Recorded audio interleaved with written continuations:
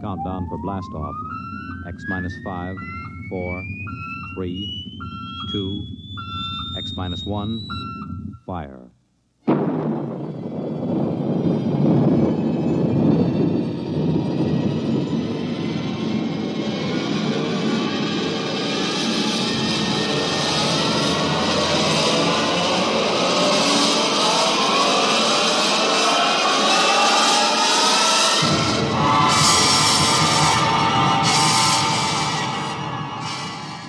From the far horizons of the unknown come transcribed tales of new dimensions in time and space. These are stories of the future, adventures in which you'll live in a million could-be years on 1,000 maybe worlds. The National Broadcasting Company, in cooperation with Street and Smith, publishers of astounding science fiction, presents X minus 1.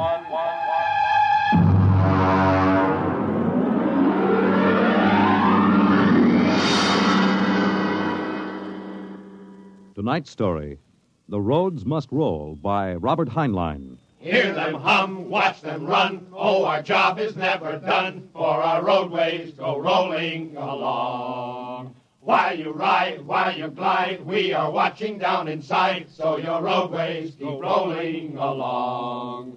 Oh, it's high, high, he, the roader men are we. Check off the sectors loud and strong. 1, 2, anywhere you go. You are bound to know that your roadways keep rolling along. Keep them rolling! That your roadways keep rolling along.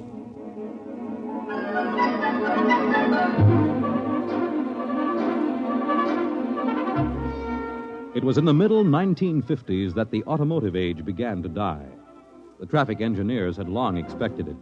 For years, they had watched our vast cities sprawl and spread out, spill over into the countryside, become more and more dependent on motor transportation. And then, finally, the inevitable breaking point was reached. The growing flood of cars and buses and trucks began to swamp the streets and arterial highways. The building of roads could no longer keep pace. The superhighways, clogged, congested, became packed with cars stalled bumper to bumper. And the cities began to die of slow strangulation, for the traffic could no longer roll. And then the engineers took over. They banned the automobiles, tore up the superhighways, and in their place they built the rolling roads, mechanized roads that moved like huge conveyor belts, whirling along on their giant rotors at speeds ranging from 5 to 100 miles an hour, carrying the freight, the food, and the people from city to city and coast to coast. And no one worried over the fact that if the road should ever stop, our whole economic life would stop. For the machinery had never failed yet. But people forgot that machinery depends on men, the men who run it. Who makes the roads roll? We do! That's right, the engineers. We're the brains of the road. And where would the public be if we didn't keep the roads rolling? Right behind the 8 ball, and everybody knows it. All right, then. We're the men who hold the power, and it's time we started using it. We've called this meeting of the Engineers Control Committee because that's what we want to do. Control. Because I'm tired of taking orders from the Transport Commission, from slick desk jockeys like Jim Gaines, who don't even know a roller bearing from a field corn. Now let Gaines yammer about our duty to the public. That's a lot of eyewash. We've got the power, and we're the men that count. Now it's time we quit fiddling around and use a little direct action to get what we want. Mr. Chairman! Mr. Chairman! The chair recognizes Brother Harvey of the Transport Mechanics Union. Thanks. Now, I don't rightly belong here since I'm no engineer. I'm just here to represent the workers' union. But I want to know what's all the shouting for. You engineers have got better working conditions than we have, and we ain't kicking. You say the engineers are powerful. You say you can tie up the roads. Well, so can any screwball with a jar of nitroglycerin. And he wouldn't need no engineer's degree to do it, neither. Harvey, are you speaking for your union now, or are you here as a stooge for the Transport Commission? Listen, Van Cleek, I helped found my union. I led the strike in 75 for decent working conditions. Where were you engineers then? With the finks! Brother Harvey, Brother Harvey, remember, you're only a guest at this meeting. Go on, Van. Now, listen, man. I'm one of the old engineers on the roads. You all are, worked up the hard way. We didn't go to the fancy technical institutes like those young punk cadet engineers the commissioner's training to take over our jobs unless we do something to stop them. Jim Gaines hasn't been able to fill us full of the old school spirit and that baloney about how the roads must roll. So, all right, then. Why don't we get smart for a change? What would happen if the roads stopped rolling? Maybe the country would begin to realize that they can't do it without us. Maybe we'd begin to get the things we want. Who says the roads must roll?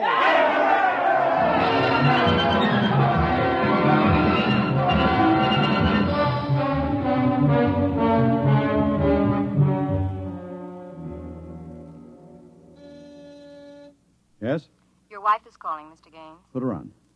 Jim, I want you to stop off on your way home. I'm sorry, darling, I can't make it. But you promised. I know, but Washington called in. They're sending Evans, the Australian Minister of Transport, through my sector today. I've got to show him through personally. Can't somebody else? I'm chief supervisor. Wouldn't be courteous.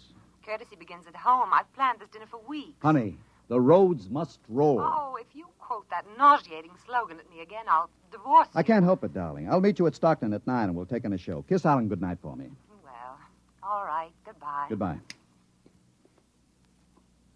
Mr. Evans is here. Show him in. Well, good evening, Mr. Evans. I'm Gaines, chief engineer. How do you do, Mr. Gaines? They told me at the embassy you'd be the man to see. I want to know how the roads work. I think we can handle that. Well, I'm not a technical man, Mr. Gaines. My field is sociology. So, suppose you tell me about the roads as if I were entirely ignorant. Fine. It's nearly at dinner time. Suppose we run up to Stockton sector for dinner. It'll take us about an hour on the roads, and you can see them working. Excellent. If you'll excuse me a minute. Certainly. Hi, Chief. What can I do for you? Dave, you're on evening watch, eh? Where's Van Cleek? Going to some meeting. I'm going up to Stockton for dinner. Anything to report? No, sir. The roads are rolling. Okay. Keep them rolling. All right, Mr. Evans, let's go.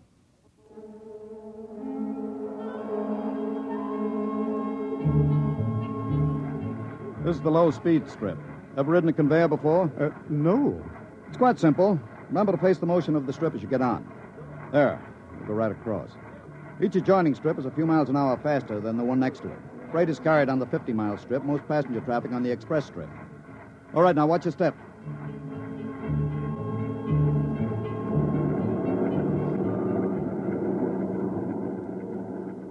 Here we are, the maximum speed. 100 miles an hour. It doesn't seem possible. This trip makes the round trip San Diego to Reno in 12 hours. Ready to eat? Well, is this the restaurant? Jake's Steakhouse. Fastest meal on the road. Well, is it really a proper restaurant? One of the best. Shall we go in? Hello, Mr. Gaines. We don't see you much out on the road. Busy in the office, Jake. Two? Right this way. What'll it be? You order. Well, how about a steak? 2 inches thick from a steer that died happy. Fine. Plug me in the phone, will you? There's one right next to you. Flank 2, rare. You'll excuse me, Mr. Evans? Certainly. Davidson on watch. This is the chief. I'm at Jake's Steakhouse. You can reach me at 10L66. 10L66, right. Yeah. Now they can get hold of me in an emergency. Oh? What kind of emergency could there be? 2, principally. Power failure on the rotors would bring the road to a standstill. If that happened during rush hour, we'd have to evacuate millions of people from the road. As many as that? Easily. There are 12 million people dependent on this section of road. Gaines here. Hello, Chief. Davidson. Just got the hourly reports in. Diego Circle, Bakerfield Sector, Stockton Sector, and Reno Circle all rolling. Oh, you didn't have to bother me with the hourlies, Dave. There's a supplementary from Sacramento. Proceed. Cadet Engineer Gunther, while on watch, was found playing cards with C.J. Ross, technician on duty. Any damage?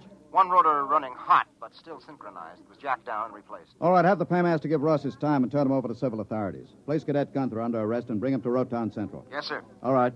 Keep him rolling. I was saying there were 2 possibilities of danger. Can you visualize what would happen if the strip under us would break? Oh, I hadn't thought of that. You don't realize you're traveling at 100 miles an hour. Well, it can't. Not now. The strip has a safety factor of over 12 to 1. It'd take a blowout of several miles of rotors and a failure of circuit breakers before the strip could part. But it happened once in the early days on the Philadelphia-Jersey City road.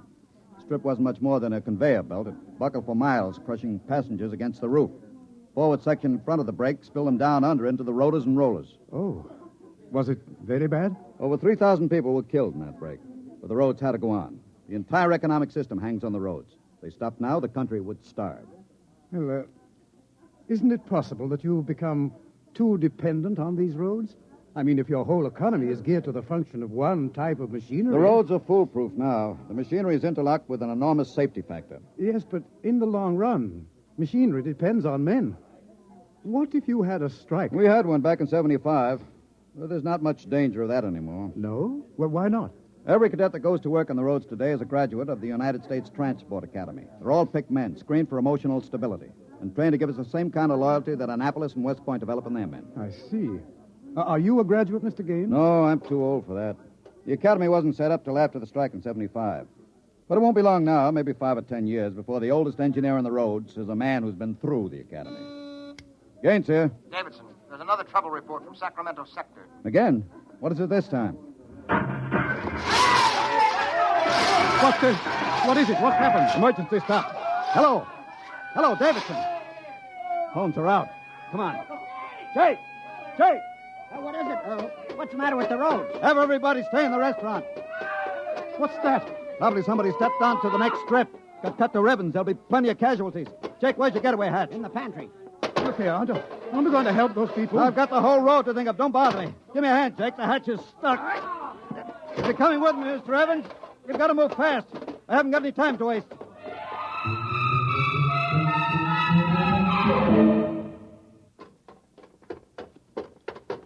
Where are we now? Freeway on top of the inner road ceiling. That's the outer shell over us. Are we going outside? No, there'll be an access down manhole over here. They're spaced every 100 feet. There, by the green light. Now, this will get us down on the northbound road. Careful, it's dark. Now stand away from the door, Evans. Yes.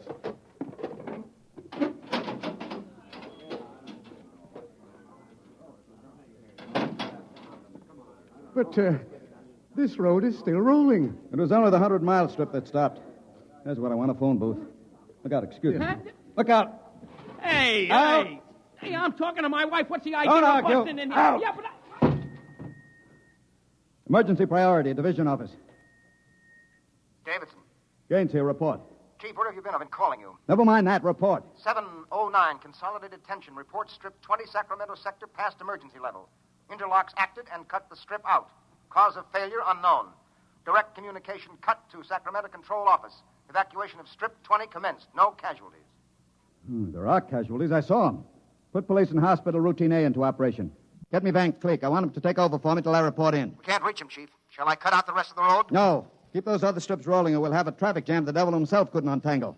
There are 5 million passengers on the road now. Notify the governor that I have assumed emergency authority. Arm all cadets available and await orders. Shall I recall technicians off No. watch? This isn't an engineering failure. That whole sector went out simultaneously. Somebody cut those rotors by hand. I want all available senior class cadets to report to Stockton subsector, Office 10, with pistols and tear gas. Yes, sir.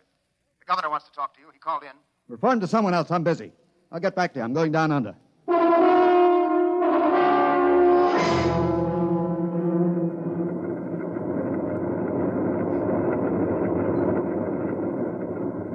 Evans! Evans! I can't hear you. The noise. Put on this helmet. What? Helmet! Helmet! Oh, yes. You can't hear without an anti-noise filter. Come on. What are we looking A for? recon car. There should be one here. Are those the rotors? Now, the big ones are rotors. They drive the road. Little ones are rollers. They give continuous support. There's a watch gang now, jacking down a rotor. Can they hear us? No, the noise filter works on a 4-foot radius. I'll flash him. Now, he sees the light. Cadet Wilson reporting, sir. I want your recon car. Emergency. Yes, sir. Right over here, sir. Come on, Evans. Yes. Get in. But it's so small. You'll fit all right. You can take off your noise filter now. Hang on, she accelerates like a rocket. Ooh, my stomach. Relay station. This is Gaines. Get me Davidson, senior watch officer. Mr. Gaines, the mayor wants to talk to you. I haven't got time. Get me Davidson. And leave this circuit hooked into Davidson's board until I tell you to cut it. Yes, sir. Here is the senior watch officer. Davidson. Gaines calling. Have you found out yet what's stopping the roads? No, sir. It's still a mystery to me. All right. I'm on my way in a recon car. Hold everything till I get there.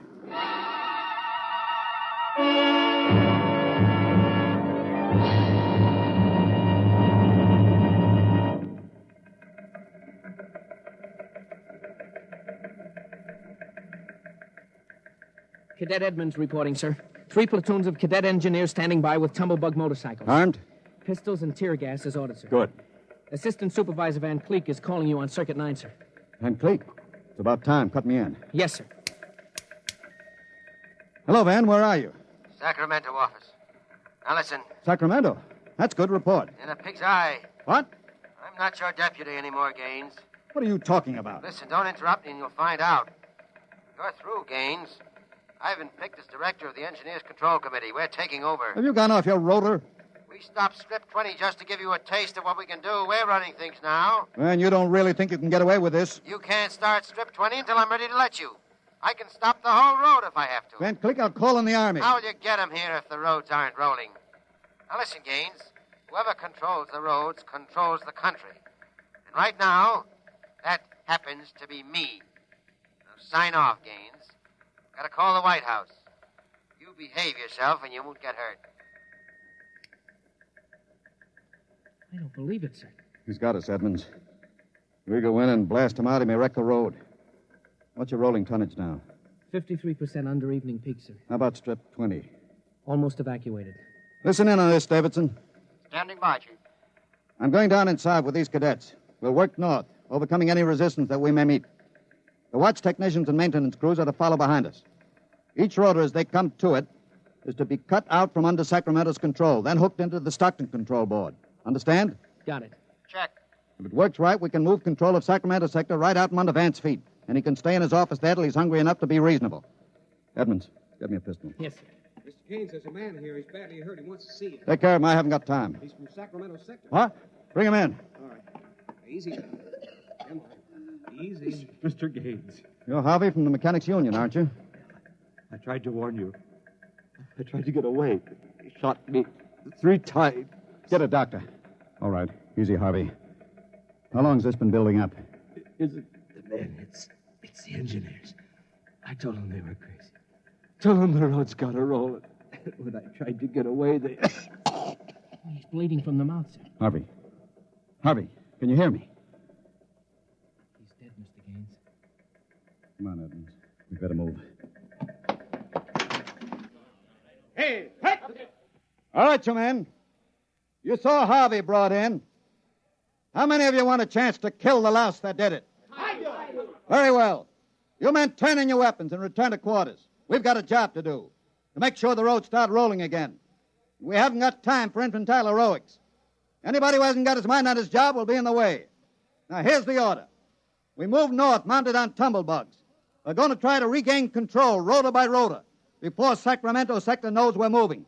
We've got to capture any watch personnel we run on before they can get word back. Surprise is vital. Use tear gas when possible. Shoot only when necessary. But get them before they can reach a phone jack. Any questions? No. Then move out.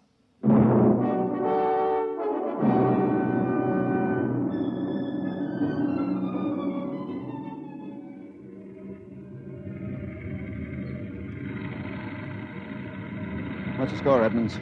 33 prisoners so far, nobody killed. Whoops. Yes, since I rode one of these tumblebugs, gotten how to steer it. Well, sir, there's a man ahead. There at the rotor base. He's got a phone jacked in. Hurry. If he gets word back, we're sunk. I don't think he's seen us. I'll dismount and get him.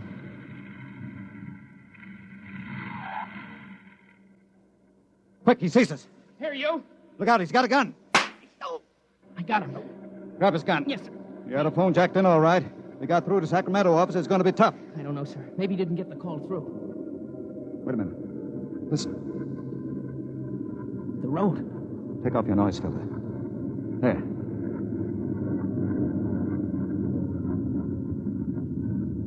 The road.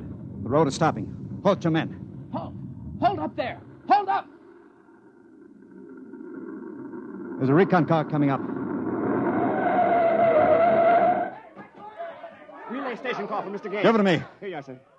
Gaines here. Davidson here, Chief. Van Cleek's calling you. Who stopped the road? He did. All right. Cut Van Cleek into me. You thought I was fooling, huh, Gaines? What do you think now? All right, Van, the road is stopped. You won this trick. Then why don't you get smart and give up? You can't win. You forgot something, Van. You can't lick the whole country. Yeah? Gaines, I've got a switch button in my hand. If I push it, it'll blow 300 yards straight across the roads. And then, for good measure, I'll take an axe and wreck the control station before I leave. That's pretty drastic, Van. Yeah, if I blow this charge in the middle of Sacramento sector, it'll get an awful lot of people.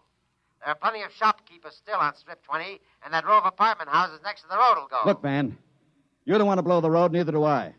Suppose I come up to your headquarters and talk this over. Two reasonable men ought to be able to make a settlement. Is this some kind of a trick? I'll come alone and unarmed. My men will stay here. All right. All right, Gaines. But one wrong move, and I blow the road.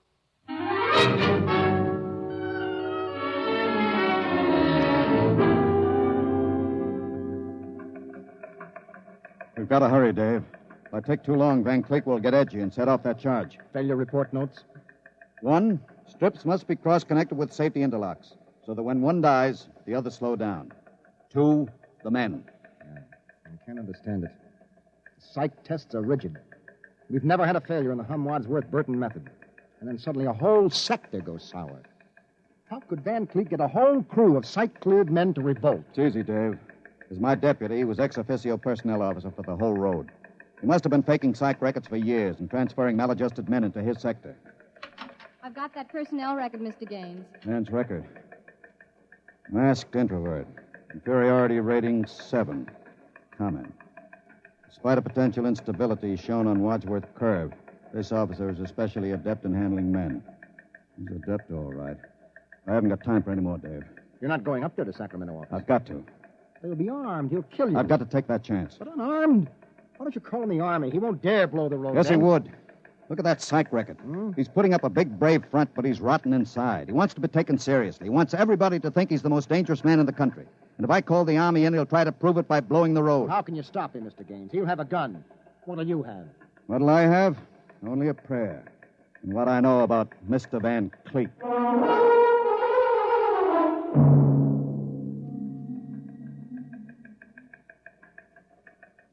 All right, Gaines. Director Van Cleek will see you now. Gaines is here, Director Van Cleek. Come in, Gaines. Behaving sensibly at last. You know I've got you where I want you, and there isn't anything you can do about it. I searched him, Director. He's unarmed. Mm-hmm. I want you to sign this now. It's a declaration of your recognition of the Engineers Control Committee. You've got 1 minute to sign it, Gaines, or I'll push this button and blow up the whole sector. You better sign, Gaines. You need this gorilla with the gun, Van? Hey, you Can't you handle one unarmed man alone? All right, Harry, out. What? Out? Yeah. Okay. All right. Now sign. What's so funny? You are. You start a revolution because you think the engineer should control the road. Then when you've got control, the only thing you can think of to do is blow it up. Tell me, what are you so scared of? I'm not scared. Yeah? Sitting there sweating all over that push button you're holding? Your buddies knew how afraid you were. They'd probably throw you into the rotors. I'm not afraid. You're afraid of me right now. You're afraid I'll have you on the carpet. You're afraid the cadets won't salute you. You're afraid they're laughing at you behind your back. No, I'm not.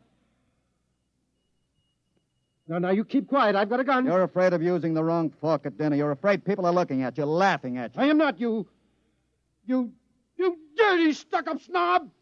Just because you went to a high-hat school, you think you're better than anybody, you and your crummy little gold-braid cadets. Van, you're a pathetic little shrimp. Huh? I understand you perfectly. You're a third-rater. Oh. All your life you've been afraid that someone would see through you and send you to the foot of the class. Oh, yeah. Throw you right out on your ear where you belong.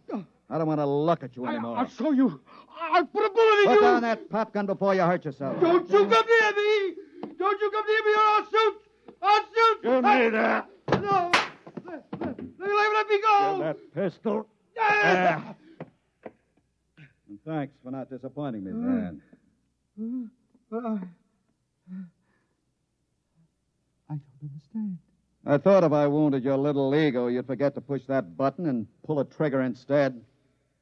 I'm afraid you'll never make a good executive, Van. They have to know when to push buttons. Davidson. Gaines here. Chief, are you all right? Are you? I'm all right. Attack now and mop up. I'll hold the control room. I've got Van Cleek, and I think his little revolution is just about over.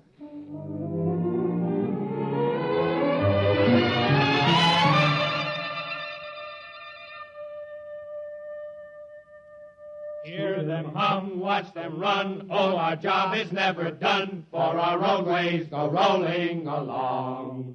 While you ride, while you glide, we are watching down inside, so your roadways keep rolling along. Mr. Gaines! Mr. Gaines! Mr. Evans, I forgot about you. Yes, I've been waiting at the sector office. Is everything under control? All rolling. Those are the watch engineers going under to check Sacramento's sector inch by inch. Remarkable organization. Remarkable. Hourly's in, Chief. San Diego Circle rolling. Bakersfield, Fresno, Stockton. Stockton? Oh, no. What's the matter, Chief? Trouble, Mr. Gaines? It sure is. I promised to meet my wife at Stockton for a show. She's been waiting there since 9 o'clock last night. Dave, see if you can get her for me. Try the sector office. All right, Chief. And Dave, see if you can calm her down. Oh, sure, Chief. I'll tell her the roads must roll. No, don't tell her that. I don't think she'd appreciate it. She's heard it too often. Oh, it's I-I-E, the roller-men are we. I better get going. Bye, Dave. Keep 'em rolling. Anywhere you go, you are bound to know that your roadways go rolling along. Keep 'em rolling, that your roadways go rolling along. Keep 'em rolling, that your roadways go rolling along. Keep 'em rolling, that your roadways go rolling along. Keep 'em rolling. You have just heard X-1, presented by the National Broadcasting Company in cooperation with Street and Smith, publishers of astounding science fiction. Your announcer, Fred Collins. X-1 was an NBC Radio Network production.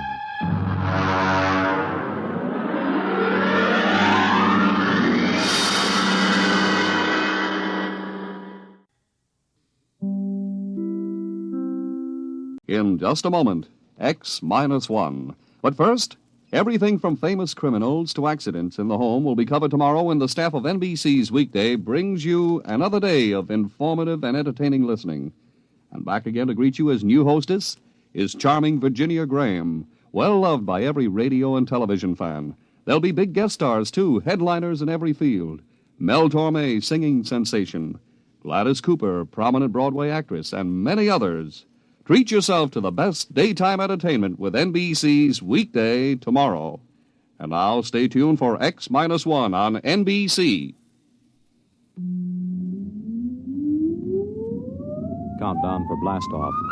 X-5, 4, 3, 2, X-1, fire.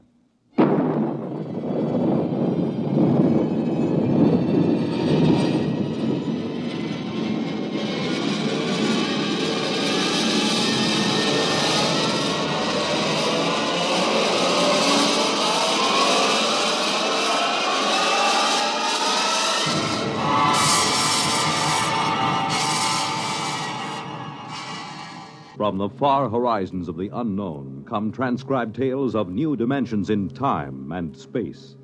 These are stories of the future, adventures in which you'll live in a million, could be years, on 1,000 maybe worlds.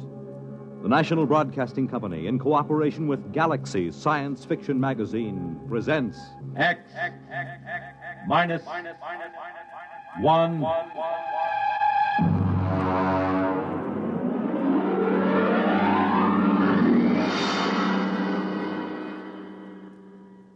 Tonight's story, Hello Tomorrow.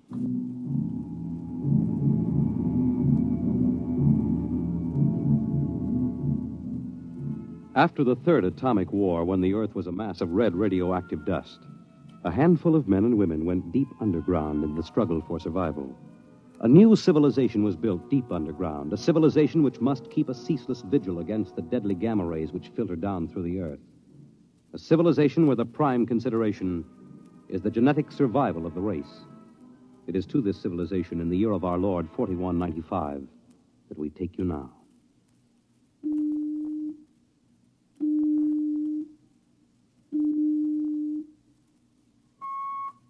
Professor Lois Burton? Yes. I have a call from the Director of Emotional Stability for the Third Oblong. Go ahead, sir. Hello, darling. Hello, dear. How is the Director of Emotional Stability? My, how impressive that sounds. Don't joke, dear. You never know who may be listening. Sorry. How are you? You sound tired. Well, we've had some bad cases. Mostly frantic mothers who insist on imparting their feelings to children. I suspect it's chromosomes affected by gamma ray leakage from the surface, but the head of the psychotechnic division says they're glandular cases. But that isn't why I called. I have good news. What is it? The genetic board has approved our application for marriage. So soon? Our chromosomes tested perfect. We can marry any time we want. As a geneticist, you should know that our offspring should be 90 percentile of perfection. I know. What's the matter? You are happy about it, aren't you? Of course. Terribly happy. I'm coming right over to the lab. You'll have to give me some time. What's the trouble? No trouble. You know that genetic survey I've been working on? What about it? Well, I've finally gotten permission to study an actual living case, a specimen of imperfect genetic transmission. Really? They're bringing him, or it, up from the condemned cages on the lower level. You will be careful. There's nothing to be afraid of. The specimen is XJ12. It's been studied before many times and is quite well trained. Oh, there's my door signal. I'll have to hang up, darling. See you later. Yes? Professor Burton? Yes. I'm from the Phylogenic Institute. Oh, you brought my specimen? May I come in? By all means.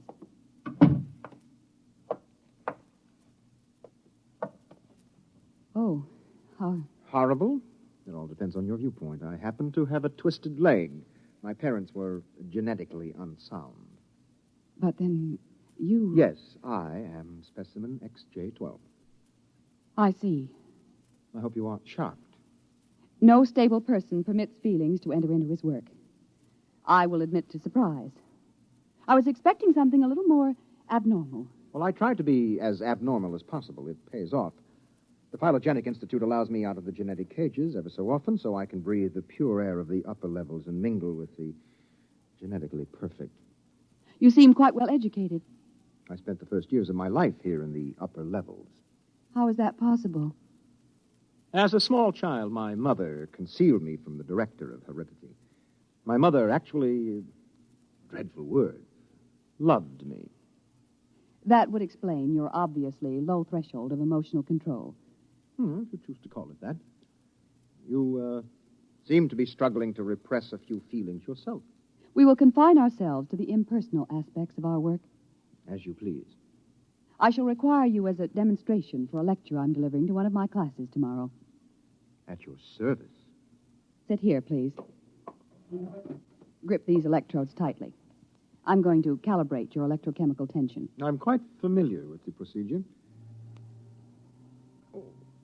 I realize that as an imperfect, I am expendable, but I should hate to be electrocuted. The charge is not lethal.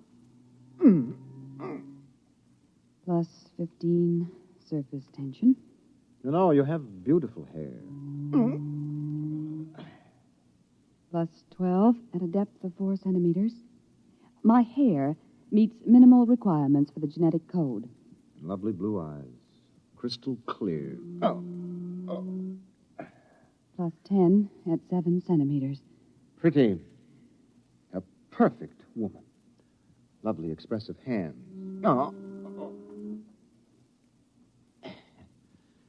And a heart of stone. Like all the rest of you perfect survival types. Shut up. Oh, could it be you do have feelings? I seem to sense an air of emotional tension. It's nothing, dear. This is the specimen. You, specimen. Tell this dolt who I am, Lois. This is the Director of Emotional Stability for the Third Oblong. You will address him as Mr. Director. Mr. Director. This creature seems quite impertinent. He's only a specimen, darling. Well, use him and ship him back to the cages. He's probably radioactive.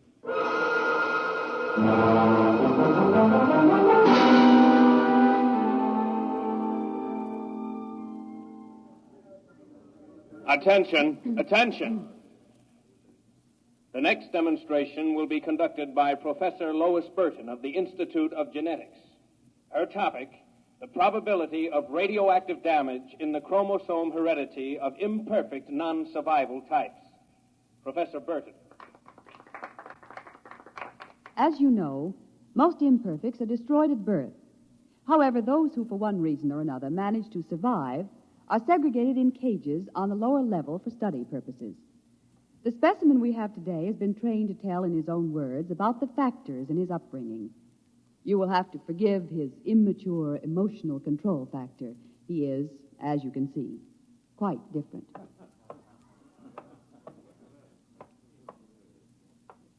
Specimen XJ12.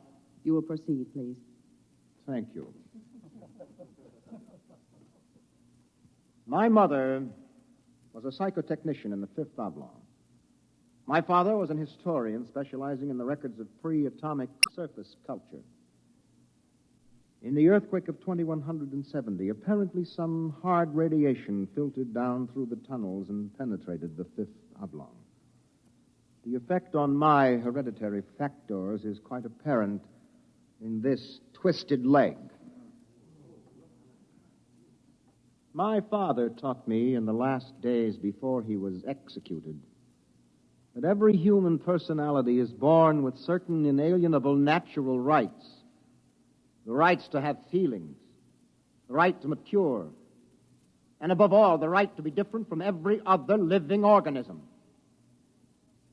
Because it cannot be otherwise, I submit to you, distinguished students, that the attempt by this society to abridge these rights is a violation of nature. I submit that the imperfects, the mutants, those who are different, have as much right to exist and be free as you. And I say, break open the cages. Stop him! Give us back the right to be individuals. Stop him! Oh! Perhaps that will teach you. Professor Burton, take this specimen back to your laboratory and confine him.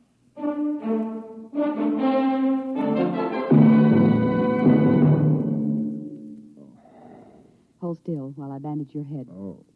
You'll be all right. I suppose you detest me for getting you into trouble. I don't detest you. What? I don't know why, but as you spoke, something began to stir in me. Tell me what you feel. If I moved you, then I must have moved the others, some of them at least. For some reason, I took pride in what you were doing, seeing you stand up against them. Why do you look at me like that? I can't help it.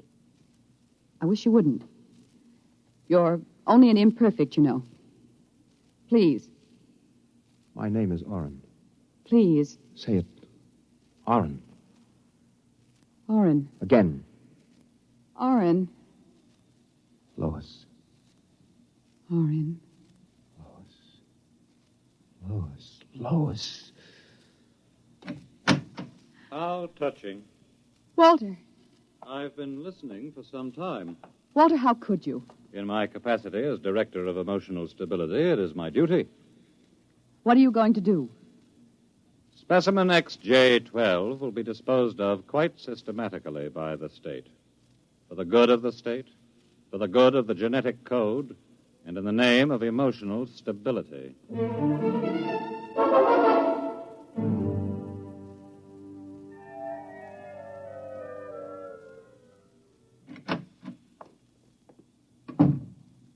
Walter, I have to talk to you. Go right ahead. Walter, you mustn't destroy him. The specimen? Why not? He's emotionally unstable. You have to expect irrational behavior. Aren't you forgetting something, my dear? That you were responding in much the same manner? Or had you forgotten? You see, I'm having him liquidated for your sake. He has an upsetting effect on you. Then send him back to the cages. But don't kill him. You speak of destroying an inferior creature as if it was something unethical. Walter, please, for my sake. I understand that you have entered a plea for postponement of marriage at the Records Bureau. Yes. I was too upset to go through with it. It came as a great disappointment to me. I'm sorry. I was hoping that Linked to a stable personality such as mine, you might settle down. If you were married to me, I might even be persuaded to send him back to the cages instead of having him destroyed. Think it over. If I refuse? The choice is yours. Well, my dear? Perhaps you're right. I am. I suppose I ought to be rational about this. After all, he's an imperfect. I'm glad you've come to your senses. When can we be married? Tomorrow, if you like. The sooner the better.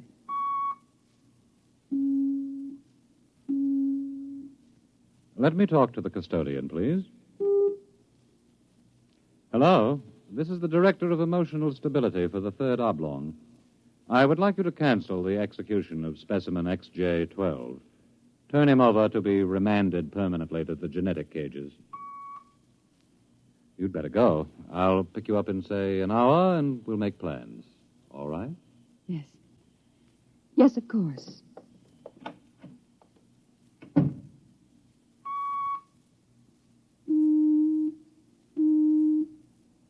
Hello. This is the Director of Emotional Stability again. I want you to cancel that last order. Proceed with the execution, but under conditions of absolute secrecy. No, don't use the lethal chamber. Take him through the upper level to the tunnels. Yes. Yes, I'll issue a pass for the radiation checkpoint.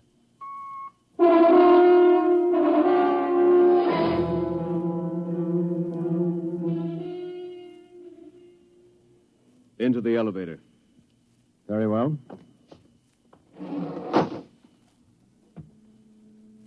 Why are we going toward the surface? The cages are on the lower levels. Radiation check. They've never done that before. New procedure. Walk. Halt. You can't go beyond this point. There is radioactivity in the tunnels. I have a pass from the Director of Emotional Stability for the Third Oblong. Special mission. I'll open the airlock. March inside.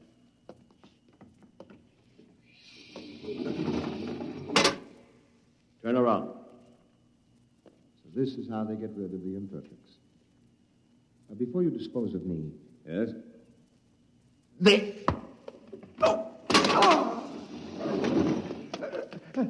Help! Security! Security! What is it? What's happened? The prisoner struck me. He escaped into the tunnels. He won't last long. Can you go after him? I could send a robot, but it isn't worth the trouble. There's no way back from the tunnels except through here. The only other direction he can go is toward the surface. And the closer he gets, the hotter the radiation. No, I think you can consider your prisoner officially dead.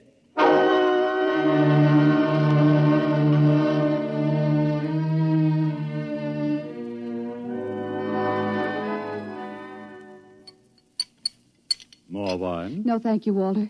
You look very beautiful, my dear. Very beautiful. Thank you. The wedding will be a small affair. The director of endocrine control, the chief of the security guard. Walter? Yes?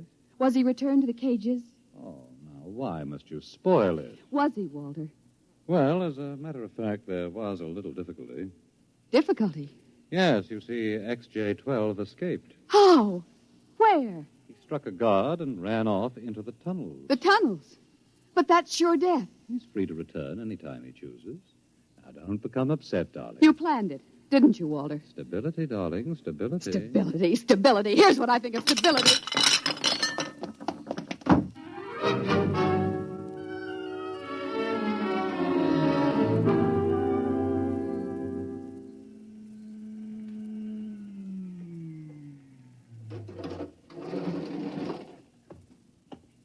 Halt!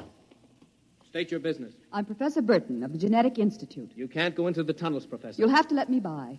I'm the fiancée of the Director of Emotional Stability. Oh, I suppose you're after the one who escaped? Yes. He's quite dangerous, I understand. I'm well armed. Wouldn't it be better to send a robot? I'm quite capable of handling him. He was my subject. All right, miss. It's your risk.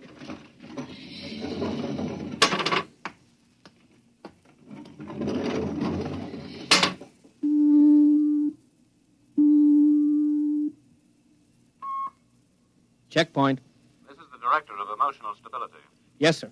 If Professor Burton tries to pass the checkpoint, I want her taken into custody. Professor Burton just passed, sir. She You said that... idiot! But, sir, she said that I she don't had... care what she said. Stop her. Send robots after her. Get her back. Yes, sir. At once, sir. Robot control. Checkpoint to robot control. Order out all televocal robots into the tunnels. Have them bring back any humans. This is a first priority order.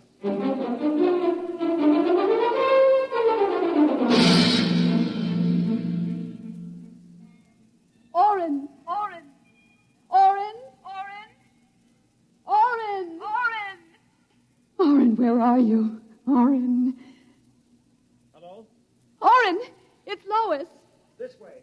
Behind the rock. Over here. Oh, darling, darling. Lois. Lois, why did you come here? It's suicide. I had to. Oh, darling, are you all right? So far. You've got to turn back. Give yourself up. They'll kill You me. can't stay here. The radiation is +4 at this point. It gets worse as you approach the surface. Lois, darling, go back. What will you do? I'm going ahead. But you can't. I can. I'm going to the surface. It's certain death. Not even the robots can survive it. Well, at least I'll be the first human in 1,100 years to see what the surface of the Earth looks like. Come back with me. No, Lois. Then I'm going with you. Lois. Don't try to stop me, darling. There's nothing to go back to now. Nothing but Walter and emotional stability. You really want to come with me? Yes. You know what it means. I don't care. My mother used to believe there was a life after death. A place called heaven. We'll believe it, too. Oh, no, Lois, I can't let you go. Oren, I love you. See, I know how to say it now. Say it again. Oren, I love you. What is that? It sounds like... Oren, it's a robot patrol. They're looking for us. All right, come on. This way.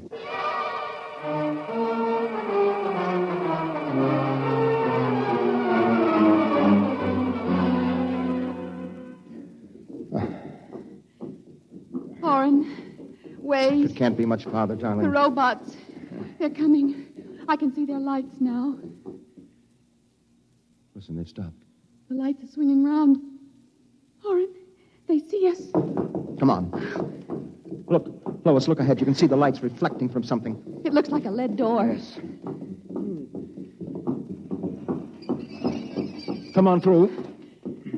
There must be some way to close it. Oh, yes, here. Let me help.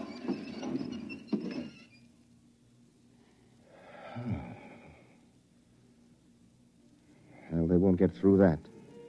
It's solid lead.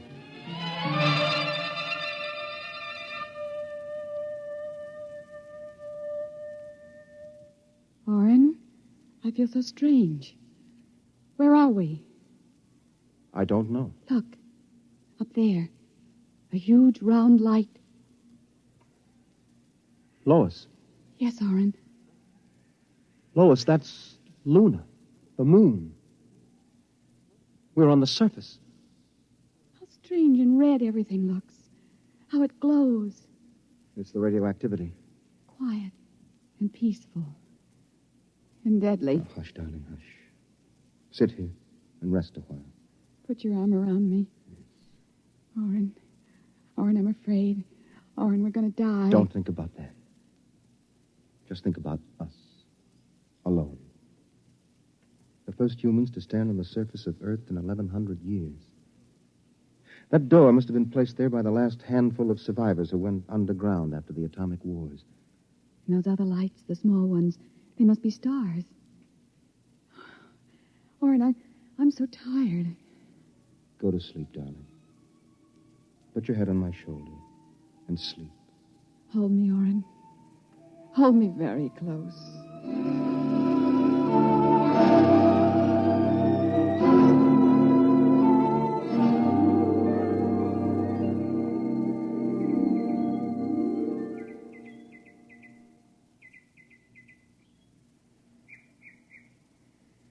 Oren. Hmm? Oren, wake up. Hmm? What? Look, it's light. The whole universe is light. Oh, Oren, how beautiful. Look. This must be the heaven my mother talked about. See the plants? All green and fresh. And the birds.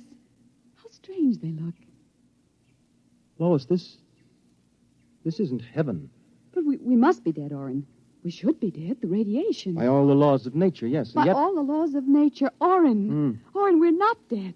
This is Earth, and we're alive. We're not going to die. But, Lois, the radiation, it's present. You can see its effects. Orrin, did you ever hear of geotropism? I'm not a geneticist. There is a natural law of adaptation by which an organism will try to adjust itself to its environment by changing. It's called geotropism, don't you see? No. All these generations we've been bombarded by radiation filtering down through the Earth.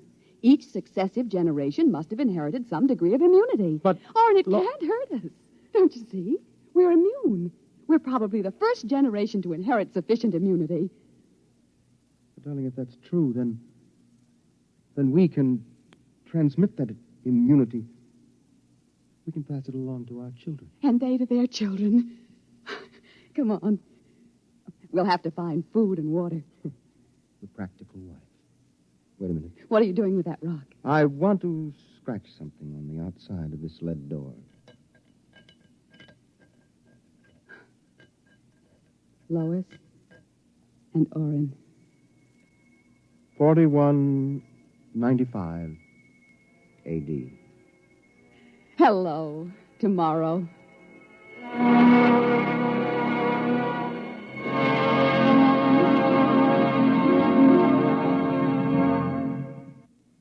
You have just heard X-1, presented by the National Broadcasting Company in cooperation with Galaxy's science fiction magazine. It was an original story by George Lefferts, starring Jan Miner and John Larkin, and directed by Daniel Sutter. Next week, A Gun for Dinosaur by L. Sprague de Camp on X-1. This is the NBC Radio Network.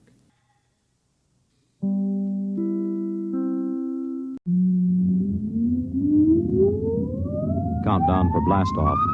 X-5, 4, 3, 2, X-1, fire.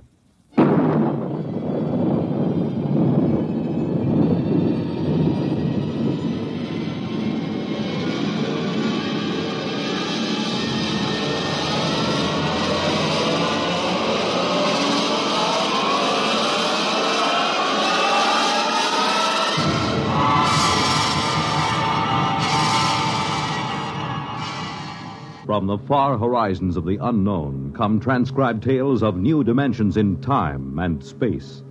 These are stories of the future, adventures in which you'll live in a million, could be years, on 1,000 maybe worlds. The National Broadcasting Company, in cooperation with Galaxy's science fiction magazine, presents X minus 1.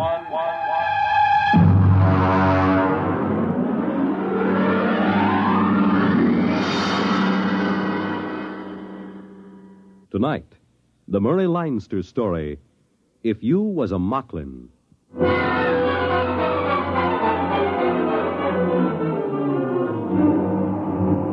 Up to the last minute, I can't imagine that Mocklin is going to be the first planet that humans get off of. Moving fast, breathing hard, and sweating copious. There isn't any reason for it. Everything was all quiet at the trading post. I was sitting on the front porch while Deeth, he's the Mocklin clerk. Looks a lot like a guy named Casey, used to be a wiper on the Palmyra. He comes out on the porch. Mr. Brinkley? Morning, Deeth. How's business? Not so good. There were a few wood Mocklins in this morning. Yeah, I saw him. Kind of nice looking. Those big saucer eyes. Hey, what makes the noses wiggle like rabbits? Well, I don't know, sir. I'm not a woods Mocklin. Oh, sure. No offense. They buy much? No, they didn't. They said the prices were too high. Oh. Yeah, they said they can get the same goods at the other trading post for half price. Yeah, it's kind of hard to run a nice little monopoly for the company with another trading post opening up at half price. What is it, sir? Look at that little kid playing in the mud. You mean the Mocklin kid? It's my cousin's niece. I can't get over those little kids with the droopy mustaches like old man Bland. I gotta laugh every time. Well, I understand. But you see, Mocklins are getting much more human every day. Hey, look at that. There go the trees on the landing field. Yeah, but the relief ship isn't due for a month. I never knew those trees to get up and walk away if there wasn't a ship due in. Yeah, there goes old Sally pulling up her roots. Well, this can't be any routine ship. I wish Brooks was back from the hills.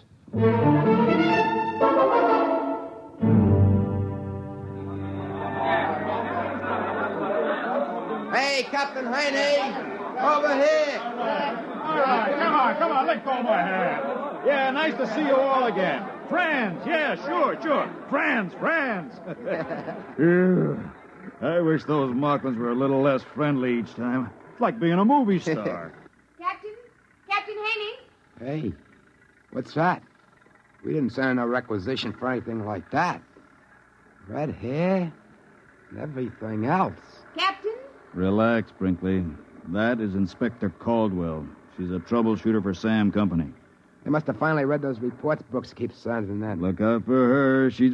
Good morning, Miss Caldwell. Inspector Caldwell, please. This is Joe Brinkley. He's the assistant manager of the company post. Where's Brooks? He's up in the mountains, ma'am. We should have been here. I'm on Mocklin to check into this matter of a competitive trading post.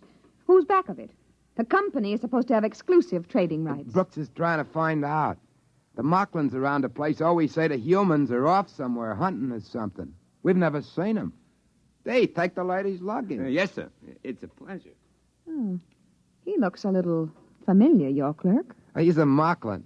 But he looks a lot like a man used to be a wiper on the Palmyra, Casey. I think he's on the Aldebaran run now. Please conduct me to the trading post. That afternoon, Brooks come down out of the hills with a bunch of woods Mocklins that were guiding him. I took Inspector Caldwell over to meet him, and he gets one look at her red hair and other equipment, and he stops short. Hey, what's this? She Mocklin? I beg your pardon? This is Inspector Caldwell. She come in on the Palmyra today. This is Brooks, the head trader. Well, am I glad to see you. I guess they finally read my reports in sector headquarters. You've come to check my request that the planet be abandoned? Not at all. Mocklin has great potentialities. Friendly natives. Trade should continue and increase. I explained. All I'm interested in is why you allowed a competitive post to be established in our exclusive territory. My reports cover that. Haven't you read them? Of course not. I was given a briefing on the situation here and told to correct it. Well, now, let's get to it. Do they cut prices? 50%. Yeah, but lots of Mocklins still trade with us, just out of friendship. They're real friendly, these Mocklins. Now, I'd like to know just... Excuse me, Mr. Brinkley. What is it, Deke? A girl just brought you a compliment. Oh? Well, now send her in and get a present for her. Yes, sir. 50%. Well, if they want a trade war, we'll give it to them. We can cut prices if we have to. We have all the resources of the company behind us. My dear Miss Caldwell, if you'd read any of my... Inspector Caldwell. Here she is, Mr. Brinkley. Compliments, sir. Compliments. Wow. Let's see him. He's asleep. Well, look at that. Ears like mine. The same bashed-in nose and everything. What do you know? Gitsy. Hey, what's your name? Morano. I can't remember ever seeing you before. Well, that's the way it goes. Hey, take her in the post and give her a present. And this way. Thanks for the compliment. I'm greatly honored. Yeah, it's real cute, ain't it? Real human. Human? Brinkley, you are going to be transferred out of here the instant the Palmyra gets back. Why? You mean that girl? I'm giving her a present. What's the matter? That's all you think about it? The callousness. You're revolting. Miss Caldwell, I'm afraid maybe you don't exactly understand about parallel evolution here on Mocklin. I gather it's been parallel enough. That will be all on that subject, if you please. In the morning, I shall want to go and inspect that other trading post.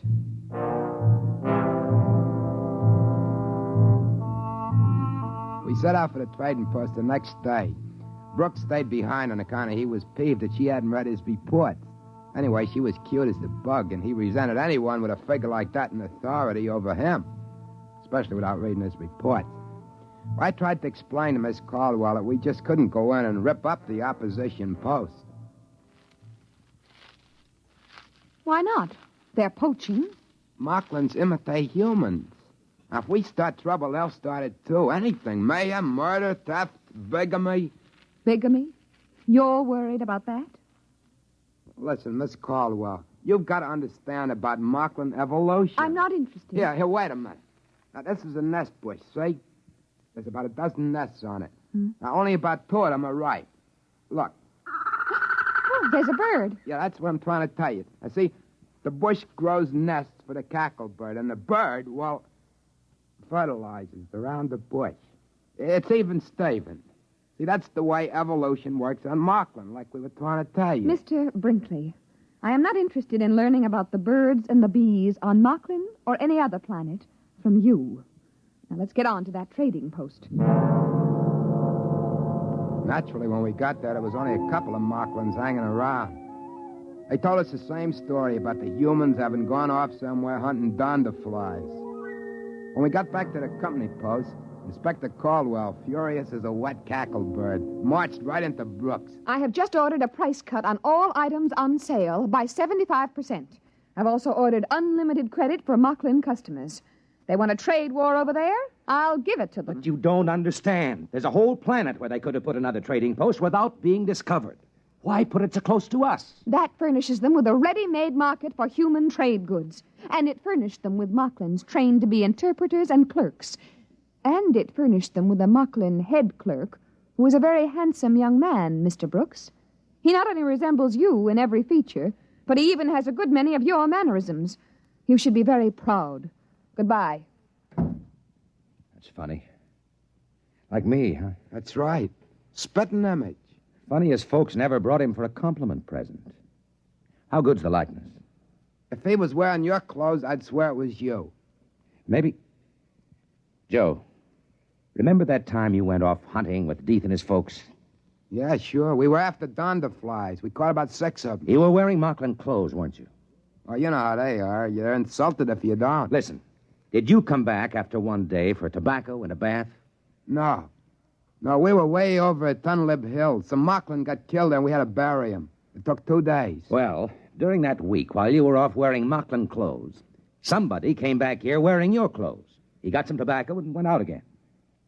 He looked just like you, Joe. Exactly. Nobody suspected it wasn't you.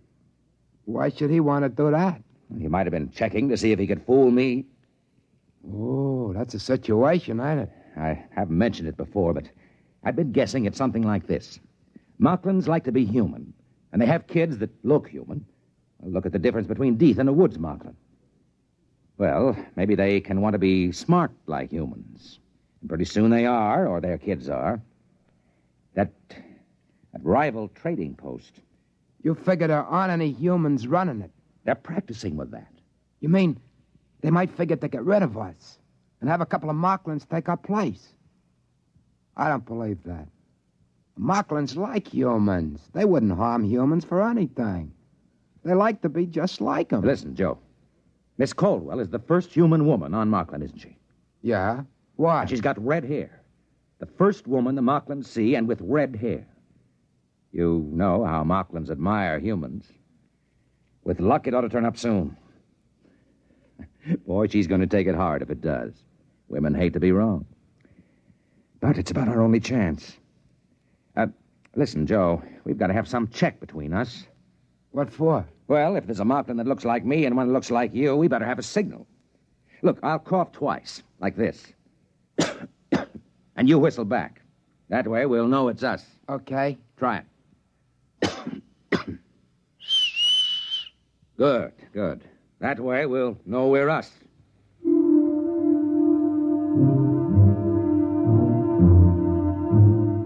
Brooks starts off the next morning to visit the other trading post and see the Markland that looks so much like him. Before he goes, we do our little routine. It's about 2 weeks till the Palmyra is due back. That's pretty close figuring, waiting for what we're waiting for. I was thinking how good life was on Markland up to now, and that made me kind of a little sad. But it's the end, there's no doubt about it. Markland sure admire humans. They produce kids that look like them. You can't help liking Marklands. But I can see what Brooks means. Markland's loose among humans, outsmarting them as their kids grow up, just about taking over in the galaxy. When they come back from the other trading post, we went through the secret business again. In the meantime, Inspector Caldwell was busy with her trade war. She cut prices once, twice, finally 6 times, until 3 days before the Palmyra is due back, our goods are marked at exactly 1% of what they cost a month before. Brooks was getting more and more nervous. Seemed like he was falling kind of in love with a snappy little inspector. He was getting jumpy waiting for her to get her big surprise. She was making out merchandise requisitions one morning when Deeth come in smiling friendly at her. Inspector Caldwell? Oh, what is it, Deeth? There's a compliment for you. What? 3 of them. What is he talking about? Joe, this is it. Deeth, show him in. Now, look, I haven't got time for public relations. These inventories of... Here we are. Inspector Caldwell, 3 compliments. Compliment, compliment, compliment. Now, let's see him. Very pretty, very human, no? Oh, no. No, that's impossible. No. Very pretty. Red hair, all 3 of them. Red hair. Very pretty red hair. Same as human lady. Very pretty. All right, Deeth. Take her out and give her some presents. This way. Come on. But that's impossible. Those babies, 3 of them, they couldn't. They do. They look exactly like you. That's what we were trying to tell you. I've only been here a month. Mocklin babies get born real fast. They sure admire humans. It's kind of friendly when you think about it. You mean they can make their babies look like anybody they want? It was all in my reports. They've got a queer sort of evolution here on Mocklin. Babies here inherit desired characteristics, not acquired characteristics, desired ones. And what could be more desirable than you? Red hair and all. Oh, but I thought, you and Brinkley... Oh. You couldn't help it, dear, really. But I hated you. I thought that... Now, look, darling. Joe. Yeah? Do me a favor, will you? Sure, what? Get out of here.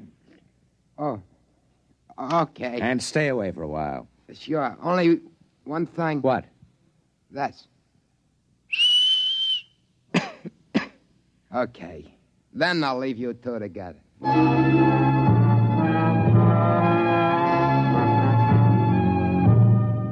About 2 days later, the Palmyra boomed down out of the sky.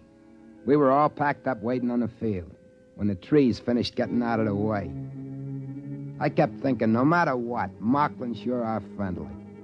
They sure do admire humans. I could see them crew members with Liberty heading off from the field with a whole gang of laughing, singing Mocklins following each one of them. After a while, Cap Haney came over on a freight truck. It's a pleasure, I tell you, to see these Mocklins. I just came here from Welch's planet. The natives there are suspicious, unfriendly, and if you're not watching, they'll steal your gold teeth. But Mocklin... Captain Haney, don't give orders to unload your cargo. What do you mean? We are abandoning the post. What? We are leaving Mocklin completely. Sam Company pulling out when there's still a mill credit to be made? I don't believe it. I have authority to order the move, and Mr. Brooks has convinced me of the necessity for it. Now, Inspector, I know the company doesn't like to give in to competition. There isn't any competition. Well, I thought... Miss Caldwell's right. That other trading post is purely a Mocklin enterprise. They bought our goods from us and pretended to sell them at half price, and we cut our prices, so they bought more goods from us and went on. Some Mocklin must have thought it'd be nice to be a smart businessman, so his kids would be smart businessmen. Too smart. We'll close up this post before the Mocklins think of something else. What? What do they think of? If they got loose from this planet, if they can pass as humans, their kids could take over human civilization. How would you like that? Oh, I see, yeah. You'd better make ready to blast off, Captain. Yeah, but I got the B section off on shore Liberty. Men are scattered all over the place. With Mocklins? Sure, with Mocklins. You know how it is. Regular party. Fancy Mocklin clothes, food, liquor. Captain, you'd better sound the emergency recall. Yeah, I see what you mean right away.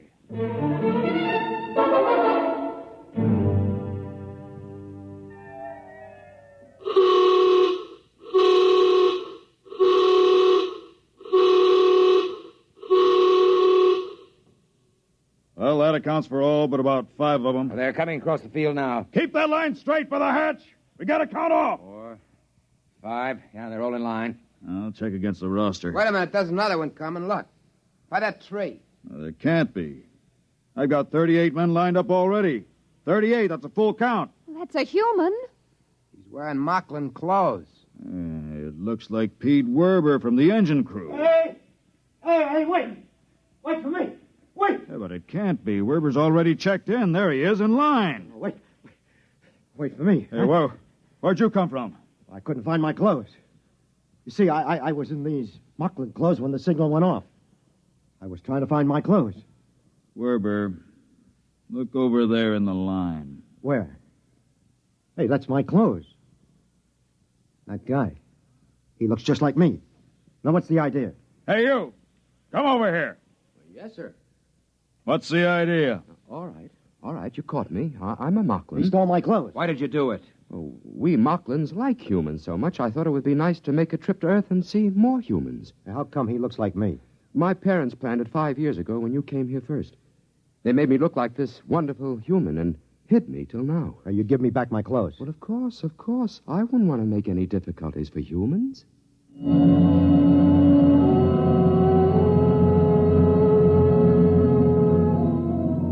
He took it as a joke on him. He talked English as good as anybody. It was hard to tell which was the Mocklin and which the human guy. So we let him keep the human uniform, and he was very grateful. We took off after that, and the Mocklin stood around and laughed and waved and threw flowers as we closed the hatches. Pretty soon the Palmyra was pushing up through the atmosphere. And just before the auxiliary circuits went on during the jump to overdrive, we all stood around in the astrogator's dome with a screen turned up to high mag and watched as Mocklin faded into a round cantaloupe behind us. It's a shame. Sure was a pretty planet. Real friendly. Too friendly. I still have the shivers, thinking we almost took a Mocklin off with it. The other crew had been on Mocklin long enough to have a double. 5 years is a safety margin. Takes them that long to grow up. We were lucky, huh, Joe? Huh? What? I said we were lucky. Yeah. We sure are.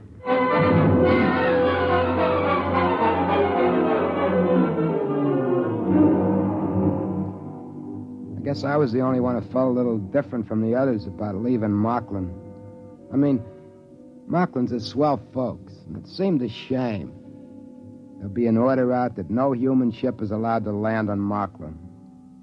But I was thinking, I'll save my money, and those compliments, those 3 little kids that look just like Inspector Caldwell, in about 5 years they'll be grown. And I'll buy me a little private ship and shove off for Mocklin again. And I'll pick me one of those 3 red-headed gals and marry her Mocklin style and bring her out to a human colony planet. We'll have kids with brains, top-level brains. That's easy. If she wants it, that's the way the kids will be born. I'll have to bring other Mocklins out, too, and start them passing for humans. My kids are going to need other Mocklins to marry, aren't they? It's not that I don't like humans. I do. If the fellow I look like, Joe Brinkley, hadn't gotten killed accidental on that hunting trip, I never would have thought of taking his place and being Joe Brinkley. That's what I was thinking when Brooks suddenly got an idea. Wait a minute. Joe, you and I were on Mocklin more than 5 years. Yeah? So? One thing. And everything's all right.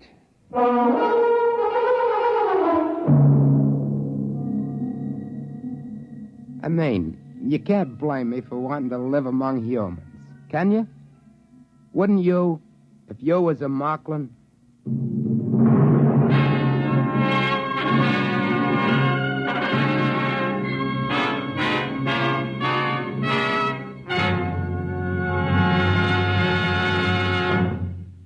You have just heard X-1, presented by the National Broadcasting Company in cooperation with Galaxy Science Fiction Magazine, which this month features another fascinating For Your Information column written by Willie Lay.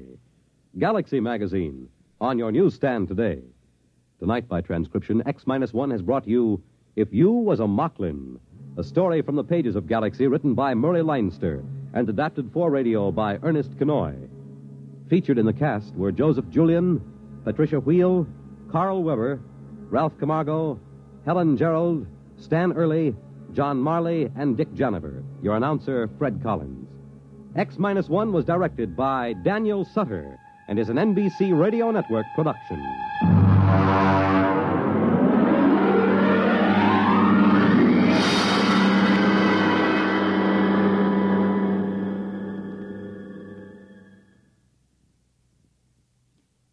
Next week, listen to Project Trojan, an original story by Ernest Kenoy on X-1. Follow the news with Chet Huntley tonight on NBC Radio.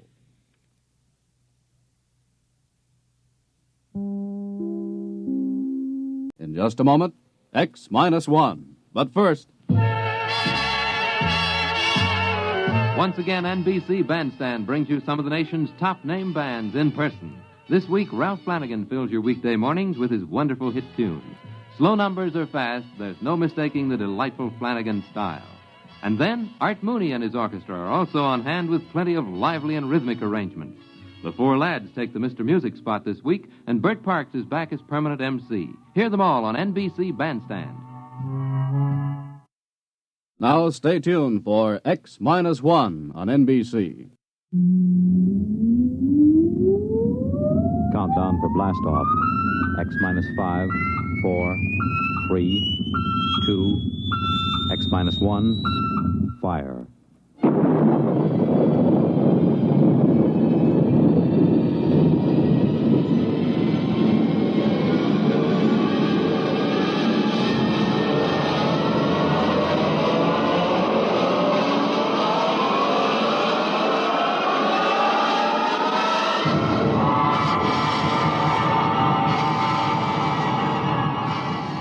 From the far horizons of the unknown come transcribed tales of new dimensions in time and space.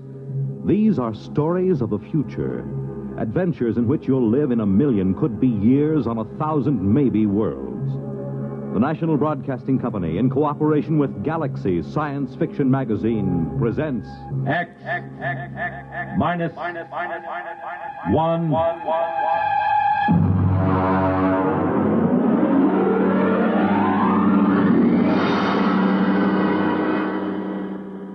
Tonight, Surface Tension by James Blish.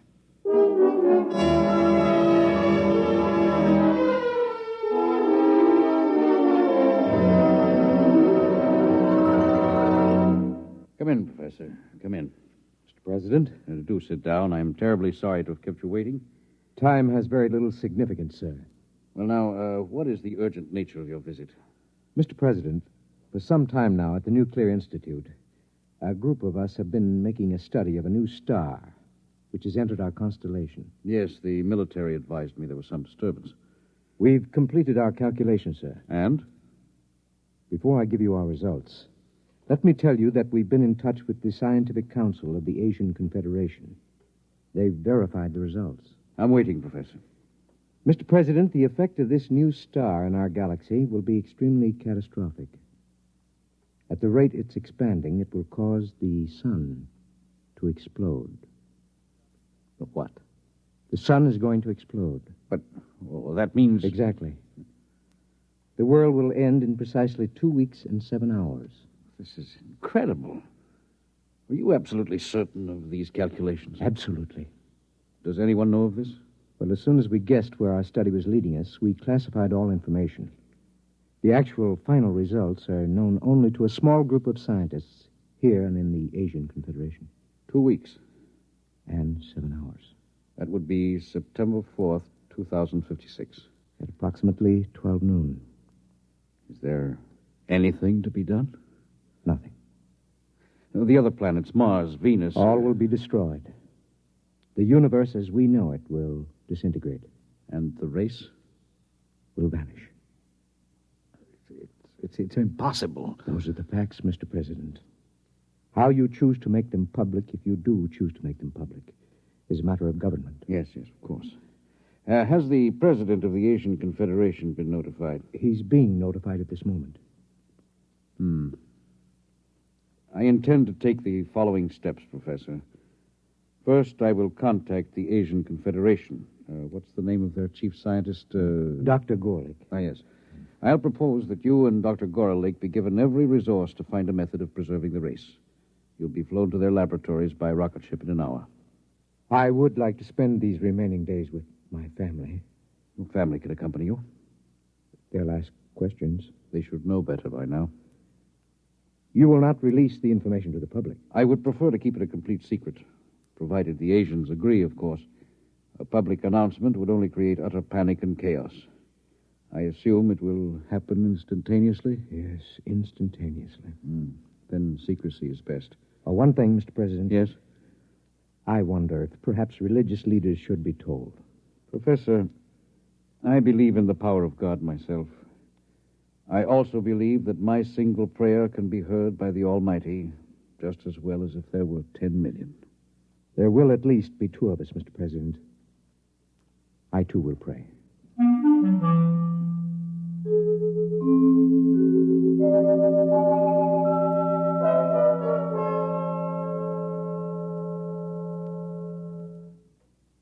Dr. Gorlick? Professor, how nice to meet you again. Do sit down, sit down. Thank you. Quite a problem, eh? It's quite a problem. If the rest of the world knew what we too know. I feel they should be informed, nevertheless. Well, that part of it is for the administrators. We have our own work. Do you seriously believe that we have the remotest chance of solving this problem in the 2 weeks that remain for the universe to exist? That depends on what you consider a solution, Professor. Anything that will preserve the race. In that case, we have a solution. You're joking. About so serious a matter? Hardly. But would you step over to the table, please? Now, if you will be so good, look into that eyepiece in front of you while I focus it. Will you tell me, please, what you see there?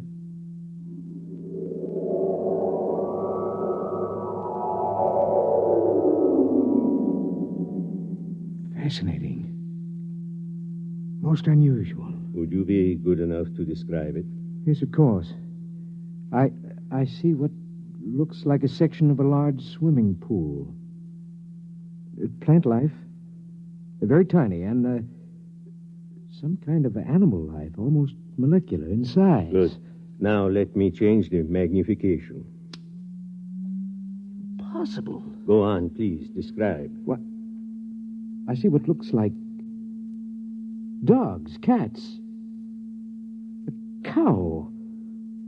All evidently swimming underwater in this medium. Wait. Yes, they seem to be dogs and cows and cats, except that they appear to have gill-like breathing apparatus. Good, good. It looks as if somehow these species have been mutated to live underwater. Exactly. Well, I don't understand how this is possible. It would take hundreds of generations, thousands of years, possibly, to effect such a change, even with modern genetic control. It is the key, Professor. Let me ask you another question. Yes? Would you estimate the size of these creatures? I would say they're normal size. And the size of the pool, as you call it? A tank of quite enormous size. I cannot see the walls, but I assume they are there. Good. Now, Professor, prepare yourself for a shock. I've been a scientist too long to shock easily, Dr. Gorlick. Nonetheless, you will be shocked to learn that what you have just been looking into is a single microscopic drop of water, less than a milligram. A single drop of water? Yes. Those dogs and cats are microscopic? Submicroscopic, smaller than a filterable virus. This is incredible, Doctor. Incredible, perhaps, but we have done it. We found a way to reduce the size of the original fertilized eggs through bombardment of the molecules. In this way, we can produce a full-size dog that is infinitesimal. And you believe this will help us solve our problem? I am convinced of it. What do you propose? This is our plan. We will create submicroscopic humans. At the submicroscopic level, 1,000 generations can reproduce in the equivalent of a few seconds of time. In less than an hour, we can have a species of human that is capable of living underwater. Gill breathers? Precisely. And then what? Don't you see, my friend? In a single drop of water, we can reproduce as many human beings as now live in the city of New Chicago or Trans-Europa. But when the sun explodes in 2 weeks' time, all life, even that in a single drop of water, must perish. That is true, Professor. But remember this. to a submicroscopic species of human. 2 weeks would be the equivalent of some 20 million years on Earth.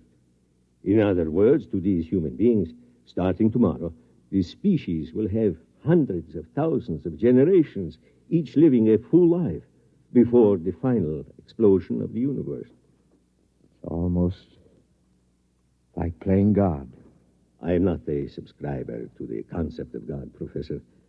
I must say I'm slightly shocked to discover that you, a man of science... Believes in a creator? I do, Doctor. In any event, will you help us go ahead with our experiment? I have no choice. Good. We'll begin tonight to produce the first species.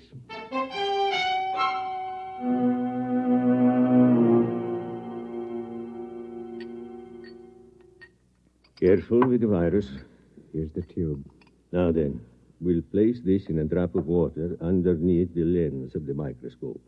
What about the evaporation and condensation of the drop? All outside factors will be controlled. Temperature, humidity, and so on. Will you turn on the lens, please?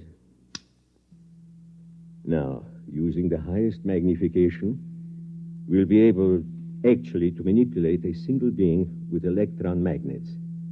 A sensation we would interpret, possibly, as we interpret a centrifugal force. Ready? Ready. Good. We begin the experiment.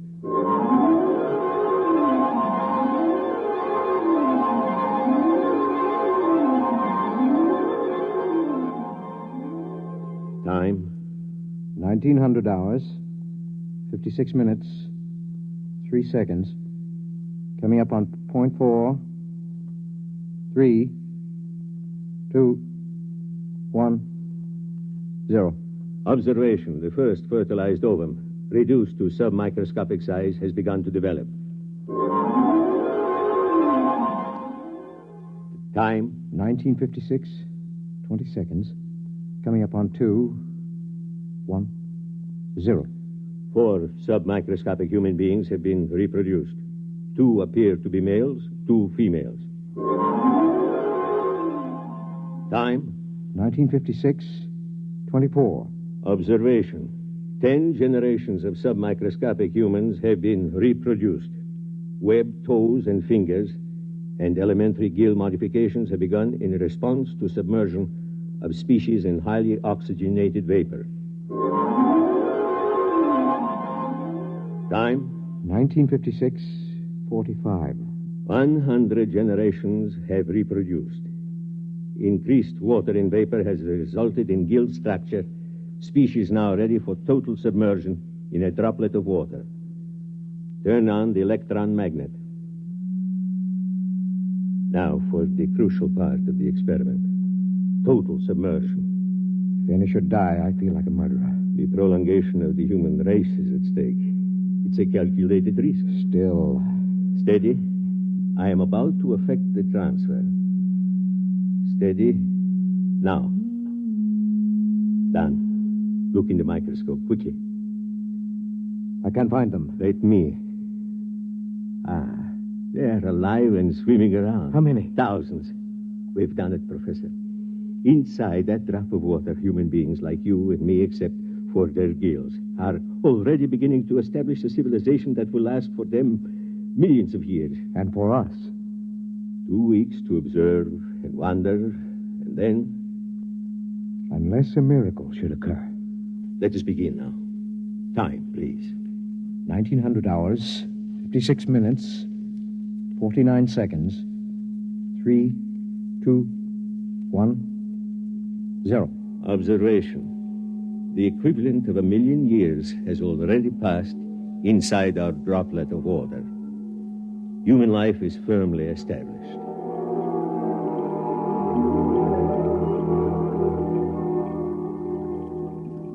Sir! Sir! Come in, Lavin. Come in. I swam down from the museum. I'm exhausted. Rest yourself. Would you like some proto steak? No, thank you. Breath of oxygen, perhaps? 100 proof, distilled from pure upper-level water. A breath, perhaps. Now then, I assume that you've come about the place. Yes. Naturally, the directors of the museum are most anxious. I haven't completed the translation yet. It's been 6 months. Yes, I know that, but they're incomplete. One of them was evidently lost during the final battle with the Eaters. Sure. Can you tell me off the record what you've already deciphered? Well, first, let me warn you. These plates were prepared thousands of generations ago. They're highly romantic. What they tell us may be fantasy. Oh, still, I'm fascinated. After all, the greatest archaeological discovery of all time, buried 1,000,000 years in the ooze of the bottom. Very well. The first line of the oldest plate reads as follows. It goes, "In the beginning, we were created..." Created? What an extraordinary concept.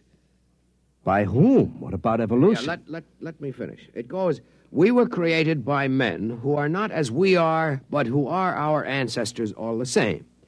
They were caught in some disaster, and they made us and put us here in our universe so that the race of men might live on." Ridiculous. Perhaps. Well, this supposes a universe other than ours. The theory has been advanced before. By fools. Fools? Look at us, Lavin.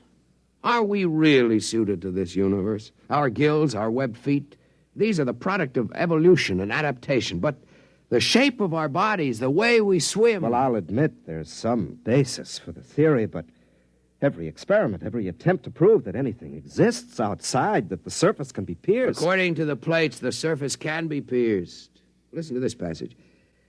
"There are 3 surfaces of the universe. The first is the bottom, where the water ends. The second is the thermocline, the dividing water between the bottom and the sky.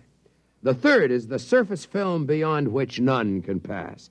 And beyond the surface film, beyond the surface is the universe of the creators." Well, the whole thing sounds like a parable or a song. Whatever it is, remember this. Thousands of generations pondered the miracle of our existence before these plates were written. Primitive. Men. You sound like a mystic, Shar. To think that a scientist like yourself could believe in the existence of creators. Nonetheless, creators who were formed in our own image. Or we in theirs. I'm shocked, truly. I intend to complete the translation of the plates. I will pursue this project for the rest of my life, if necessary.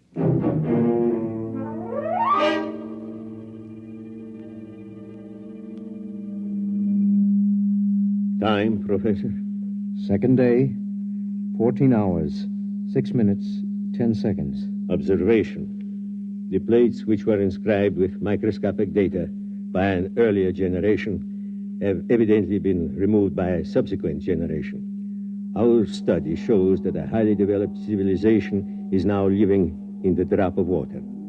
Certain water organisms have been domesticated and underwater ships have been developed.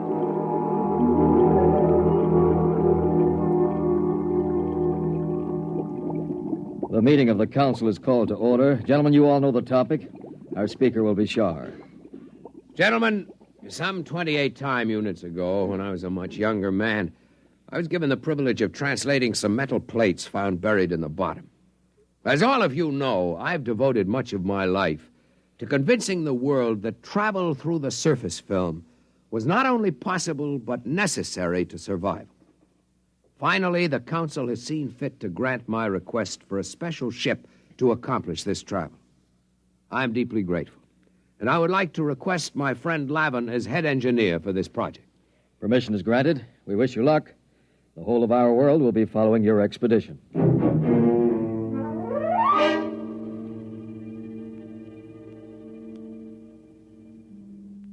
What's happening, Dr. Gorlick?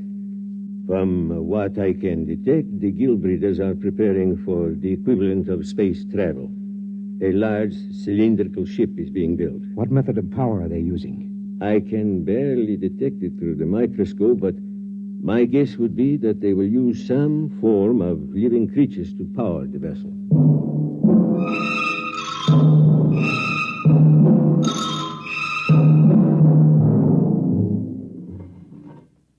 Shar to leader. Shar to leader. Leader, go ahead, Shar. The ship is ready to take off for the upper levels, leader. Water sealed in. All tight. Tom's ready to move. Tom's ready. We'll give you an escort of paramecium ships as far as the upper level. After that, you'll be on your own. Very good. Whenever you give the signal, Captain, Lavin can order the diatoms to proceed. The sandbar is clear for the initial climb. Your course is straight up the stem of water plant 6. Diatoms ready? Diatoms ready, sir. Cilia in motion? Cilia in motion. Internal water circulators on? Circulators on. Countdown for takeoff. 5, 5, 4, 4, 3, 3, 2, 2, 1, 1. 0. Diatoms in motion, full speed ahead. Good luck. Well, Char, this is the beginning of your dream. If the ship holds. We've utilized every engineering principle known to man. Double construction of the toughest water lily, 2,000 living diatoms for power, 20 million cilia. I'm not worried about the power. I'm worried about the temperature and the impact when we reach the surface film. What's our speed? 20,000 knots. Well, we've reached water plant 6. Now for the climb up the stem to the surface. Overseer. Overseer. Request more mucus from diatoms. Proceed with climb up stalk 6. Yes, sir. If the diatoms can hold the stalk at the reduced pressure of the surface, we'll have hurdled the first barrier. We're at pressure 6 now, almost at the upper level. Captain. Yes? We've lost 27 diatoms. Ciliary detachment. Not serious. We have the vorti to fall back on. Proceed. Yes, sir. What's our pressure? 3 coming into 2 now. We're already closer to the surface film than man has ever gone. Our unmanned test ships went through. Unmanned test ships are a different story, Lavin. Besides, if we do get through to the other side, our problems may just be starting. Oh, we're entering pressure 1 zone. Yeah. We're getting too much oxygen in the water. Engineer, switch to internal water supply for breathing. Lavin. What is it? The scopes, look. I can't look now. What is it? I think... Yes, I can see it.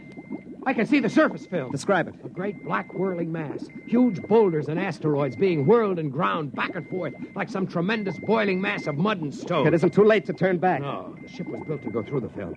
If we fail, at least we can die knowing we tried. Very well, sir. Overseer, order all diatoms. Full speed ahead. Full speed ahead. Full speed ahead.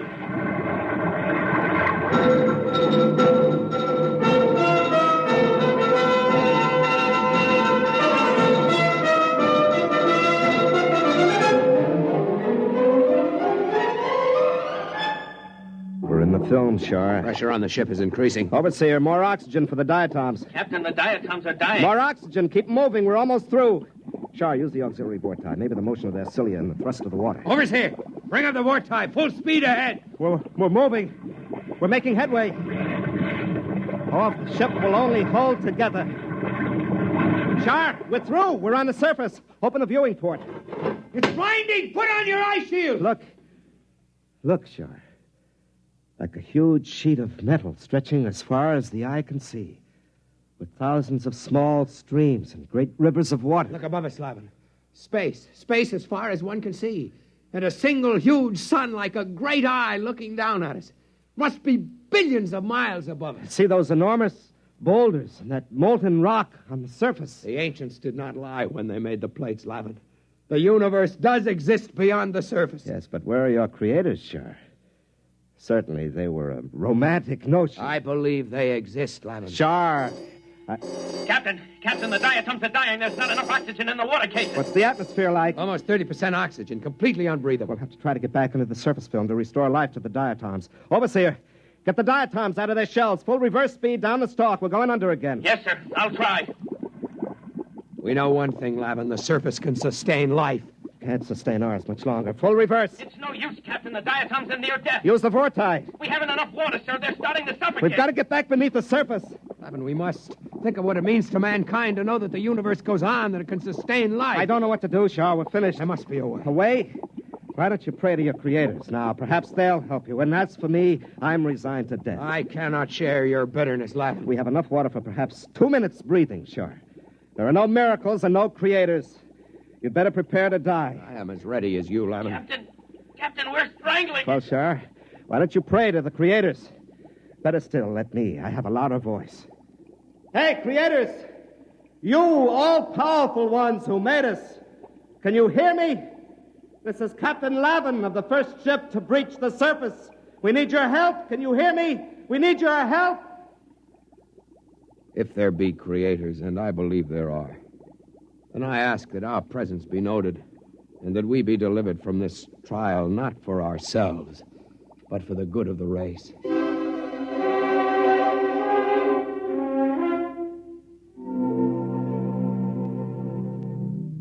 Well, Doctor? The ship has emerged from the film and is lying on the surface. There is no movement now. Probably strangling from lack of water. Very likely. What are you going to do? It's a pity they can't get back again. Eventually, they may have to learn to live on the surface when the temperature changes. Why not help them? You've played God before. Why not, indeed? Switch on the electron magnet. Ready. Now then, if I can just breach the surface tension near them, they'll be sucked under again, as in a whirlpool. If they survive... You'd better hurry. Here goes. Can't live much longer, Sean. No. It's getting... What? What's that? I don't know. We're moving. Downward. Levin, it's a vortex. A vortex is opening through the surface. One way or another, we'll die. The ship can't take the stress. We're dropping. Sure.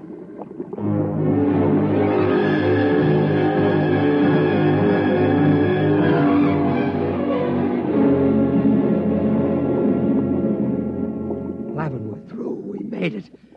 The water is circulating again. It's too much to believe, Char. It's like... A miracle. Yes. It is a miracle.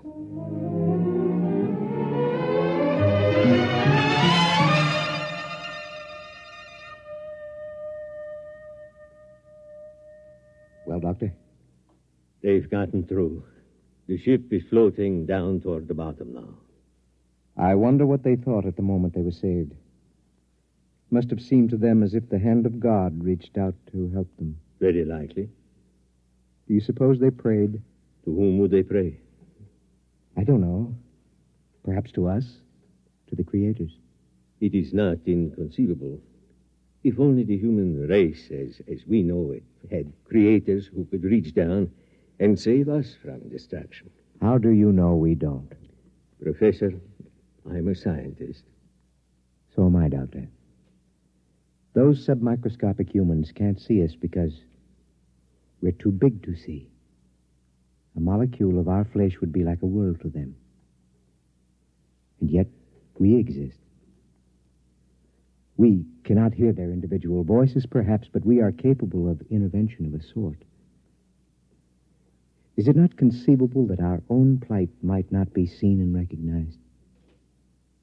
What else is there at this time but to admit our inadequacy and to cast off this arrogance that gives us bitter pride instead of humility? Where are you going, Professor?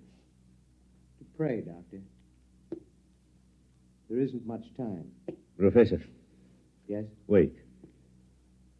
I will come with you.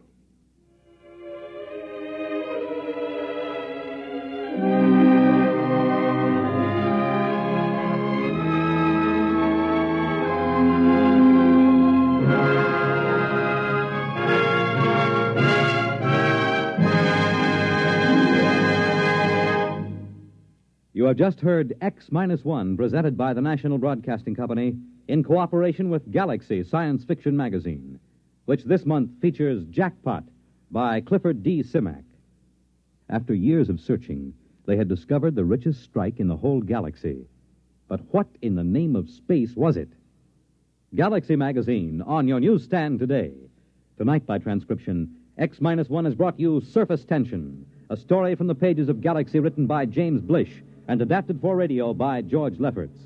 Featured in the cast were Louis Van Rooten, Danny Acco, Lawson Zerby, Larry Haynes, Mason Adams, James Stevens, and Robert Hastings.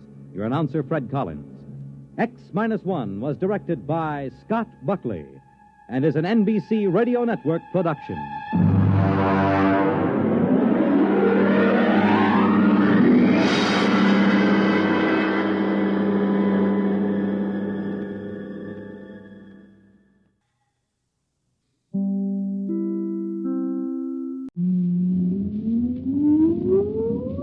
Countdown for blast off.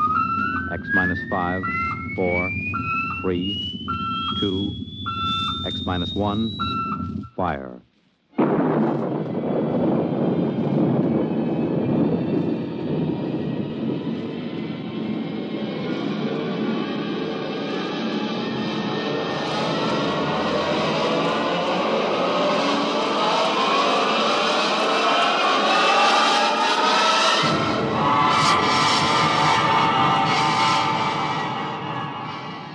From the far horizons of the unknown come tales of new dimensions in time and space. These are stories of the future, adventures in which you'll live in a million, could be years, on 1,000 maybe worlds. The National Broadcasting Company, in cooperation with Galaxy Science Fiction Magazine, presents X minus one.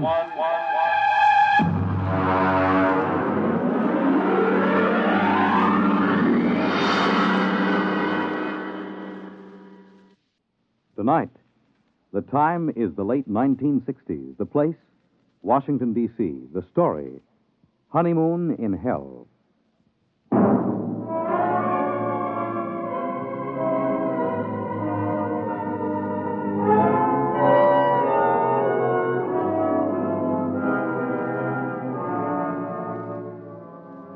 My name is Carmody. I'm a Grade 1 cybernetics man at Western Alliance headquarters in the Pentagon. Used to be a rocket pilot, but they retired me at 27 after I made the third successful flight to the moon. As a Grade 1 cybernetics operator, I get to work with Junior. Let me tell you about Junior. He was built in 1962, and he's the world's finest electronic brain, with the possible exception of Ivan, the Eastern Alliance brain, which was built on stolen plans and modeled after Junior. There are only 4 men in the country permitted in the same room with Junior because the data we feed him is so secret. One of those 4 is the president of the Western Alliance. The other 3 are myself, Charlie Mazer, and the chief. Ray? Oh, yes, Chief. Have you got Junior running a problem? Well, I just fed him the hourly data for probability of H-bomb war with the Eastern Alliance. He's ready. Hold it. According to the data just received, the probability of a hot war between the Western and the Eastern Alliance is 99.930 in favor of such a war breaking out within the next month. It doesn't sound good, Chief. Yeah. Well, I'll scramble the data, send it to the Joint Chiefs of Staff.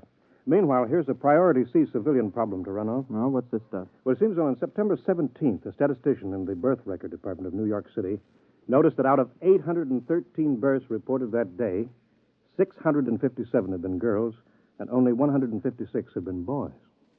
Well, that sounds impossible. Well, that's what this statistician thought. So they phoned some other cities, and the same trend is being shown, not only in other American cities, but in Western Europe. Sunspots, maybe? That's for Junior to figure out. He's the brain here. Okay, I'll feed him. Give me the results on the intercom. I'll be in my office. Right.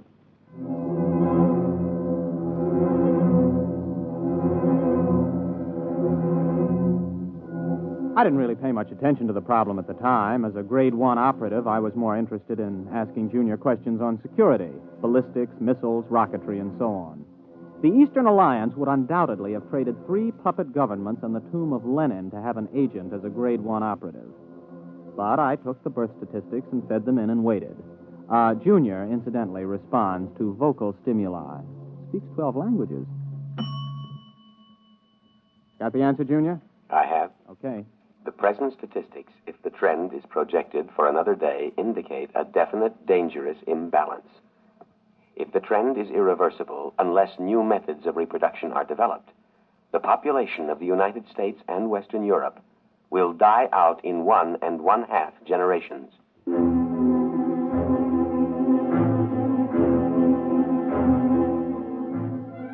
Well, it wasn't long before the newspapers got the story and kicked it around. People in governments really started to worry now. Biologists and laboratories made it their number 1 project. On September 29th, only 41 boys were born in the entire United States. During the month of October, in spite of all the work going on, not a single male child was born anywhere in the world, with the exception of 1 in outer Mongolia and 1 in Alaska. November drew another blank. I was working 18 hours a day, feeding every available scrap of data to Junior. Data insufficient for answer to your question. Well, here's the latest. A new analysis of chromosome structure indicates the presence of an additional electron in the orbit of the Y atoms for carbon chain X. Now try again. The question is, what is causing the lack of male birth? Anything new, Ray? No, not yet. Hold it. Data insufficient. Well, that's it. We've fed Junior every scrap of information that every physicist, geneticist, chemist, and biologist in this half of the world knows, and all he does is say data insufficient. Yeah, well, the operator who had him last night didn't do any better. Any more information on the Eastern Alliance? Have they made any progress? No, but at least the talk of a hot war is dying down. Well, they're still working on a space station, aren't they? Oh, yes, we're both going ahead with that. But, well, this seems to be a common problem now. You know, in spite of hydrogen bombs and ICBMs, people don't really expect the whole race to die out from a war. But the complete lack of male children, Now, that's something that every family can understand. Has anybody thought of the possibility of some kind of radiation from outer space that's damaging the chromosomes, something our instruments can't detect? Everybody's thought of it. Nobody's proved anything. Well, keep trying, Junior. Maybe he'll come up with something. Okay. Junior, I'm ashamed of you. Answer me. Information recorded. Look, you're a whiz on rocket fuels and space orbits, but when it comes to women, you're a total bust, just like me. I don't understand them and never will. Information recorded. Now, you've convinced us that if we use the H-bombs in total war, both sides will lose, and we know that your counterpart in Moscow University has given the same information to the Eastern Alliance. That you can figure out. But women, you can't have genetics without women, right? No. Well, you know that much. What about that blonde at the party last night, huh? What about her? The question is inadequately worded. Please clarify. Should I see her again? No. What? You haven't even got any data on her. Why shouldn't I see her again? Answer, please. Because tomorrow you are going to be married.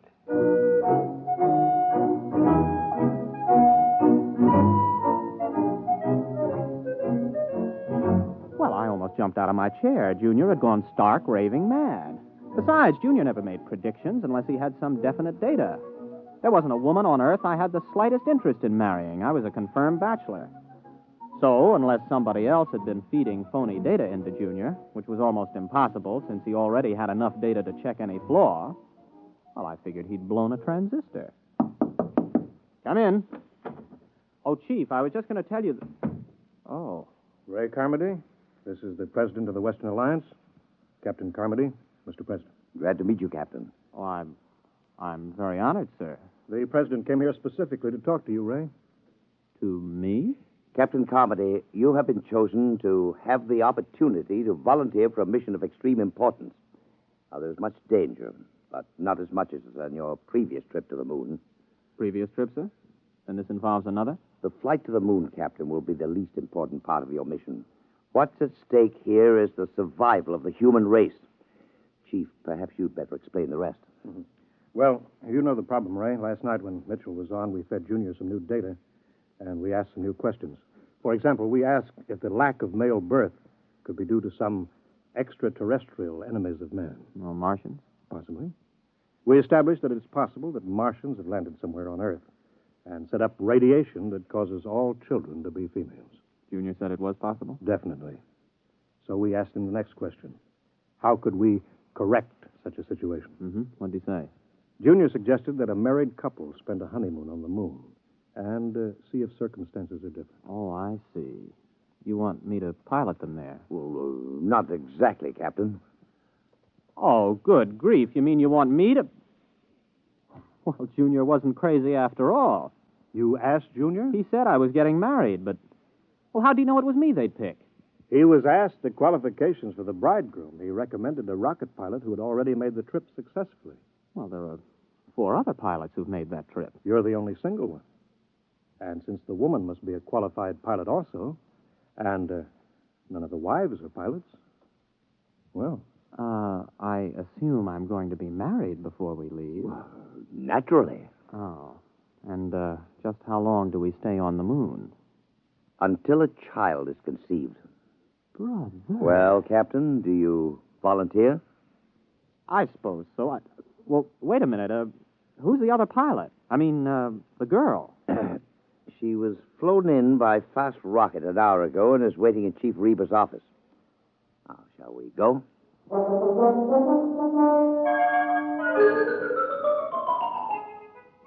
There were some officials there, and a justice, and my bride.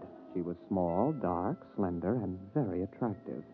I was so busy looking at the way she filled out her uniform in just the right places that I almost overlooked the fact that she was dressed like an Eastern Alliance pilot. Captain Ray Carmody, may I present Lieutenant Anya Borisovna? You mean this is... an enemy pilot? Pleased to meet you, Captain. Yes, I'm pleased to meet you. Mr. President, Captain, this marriage is being done on an international basis for important diplomatic reasons. Both alliances have been advised by their cybernetic machine that the experiment, if it is to benefit humanity, must bring all the major powers together. Miss Borisovna is 24, an experienced rocket pilot like yourself, and quite attractive, if I do say so myself. Thank you, Mr. President. Now, if you're both ready, the Chief Justice of the Supreme Court will perform the ceremony. Well, there's just one thing, Mr. President. Miss Borisovna, would you marry me? Yes. And you may call me Anya. Okay. Mr. President, we're ready.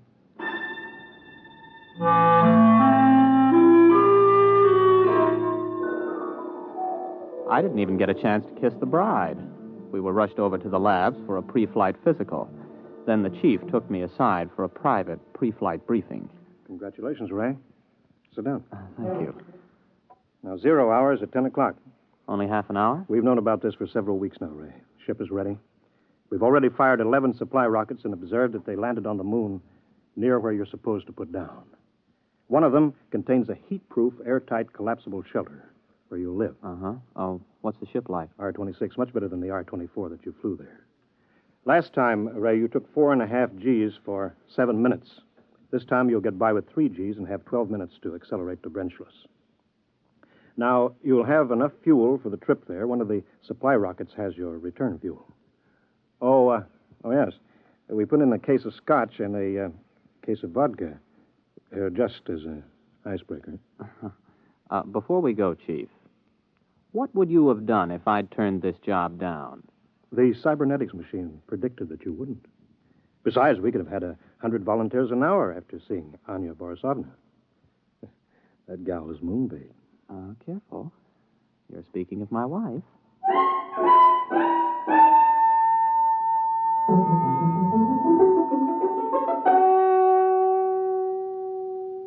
Tower to R-26. Are you both strapped in? Anya, you strapped into the webbing? Yes. Okay, Chief. The time is X-15. I have a message from the President. Quote, "The people of the world are watching. Don't fail them.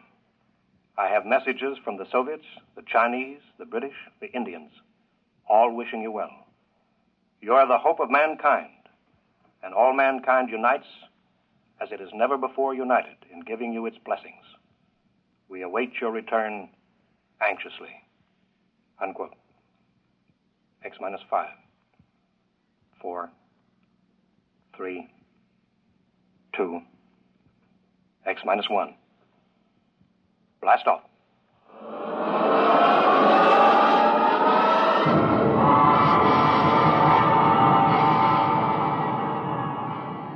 The sound that was beyond all sound struck us like a giant muffled hammer. It built up until we weighed 480 pounds, pressed flat against the webbing.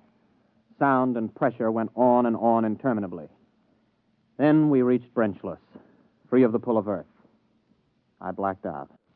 When I came to, a lovely face was bent over mine, 2 dark eyes smiling at me.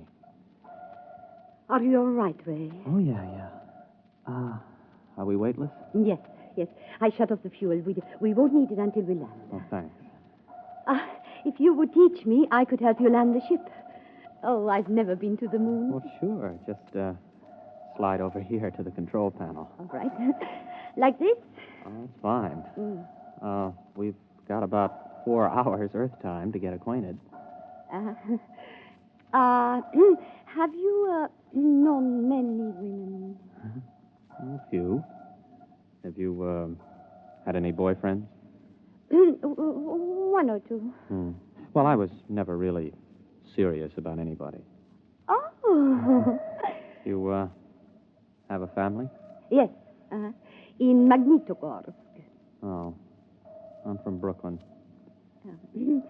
How long have you been a rocket pilot? Oh, since I was 18. I'm 27. I'm 24. I learned rockets when I was 18 also. Oh. Well, we better concentrate on the ship just now. Later on, we can talk about ourselves more. Meanwhile, though, I hope you're not sorry. I mean, about this business. I guess it isn't very romantic. I'm not sorry.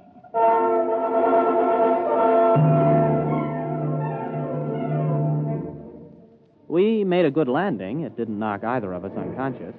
Then we got into our spacesuits and got out of the rocket.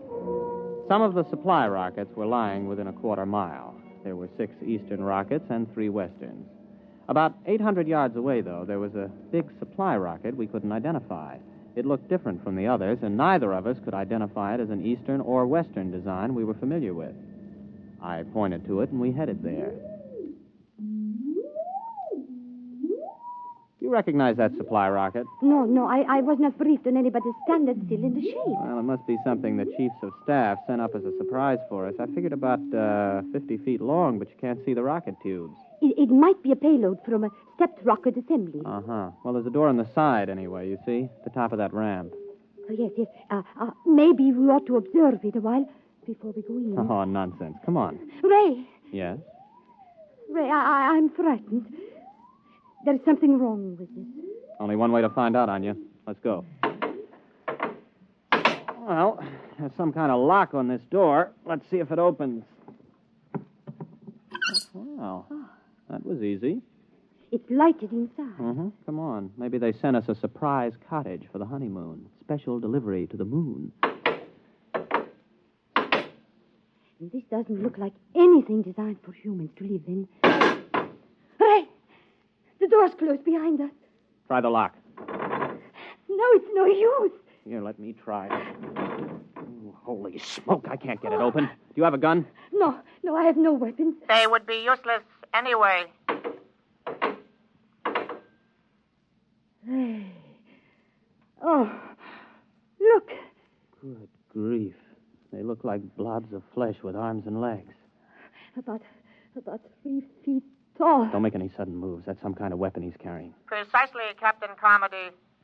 Who are you? How do you know my name? My people and I are inhabitants of another galaxy. Extraterrestrials? Precisely. As for how we know your name and your language, we have been studying you since you first achieved space travel. We have intercepted your radio communications, for example. Have you been responsible for the lack of male birth? We have been beaming an ultrasonic wave toward your planet. What are you planning to do? For the moment, we will keep you aboard our ship and study you. You may remove your helmets, incidentally. We have provided an oxygen atmosphere. Can we risk it? Well, if he wants to kill us, there are easier ways. Here, help me get it off.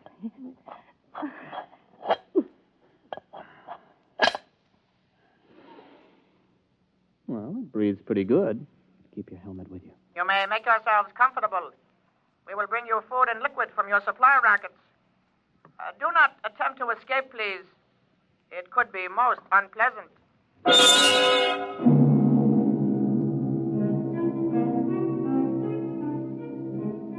The next few days were like a nightmare. The blobs left us to ourselves except to feed us. Of course, it had its funny side, too. The creatures knew we needed liquid, but they couldn't distinguish between water and whiskey. For the first 2 days, we had nothing but whiskey to drink. For obvious reasons, I don't remember much about it, but we did begin to sing to each other. We also got to know and like each other. I got to learn some Eastern songs.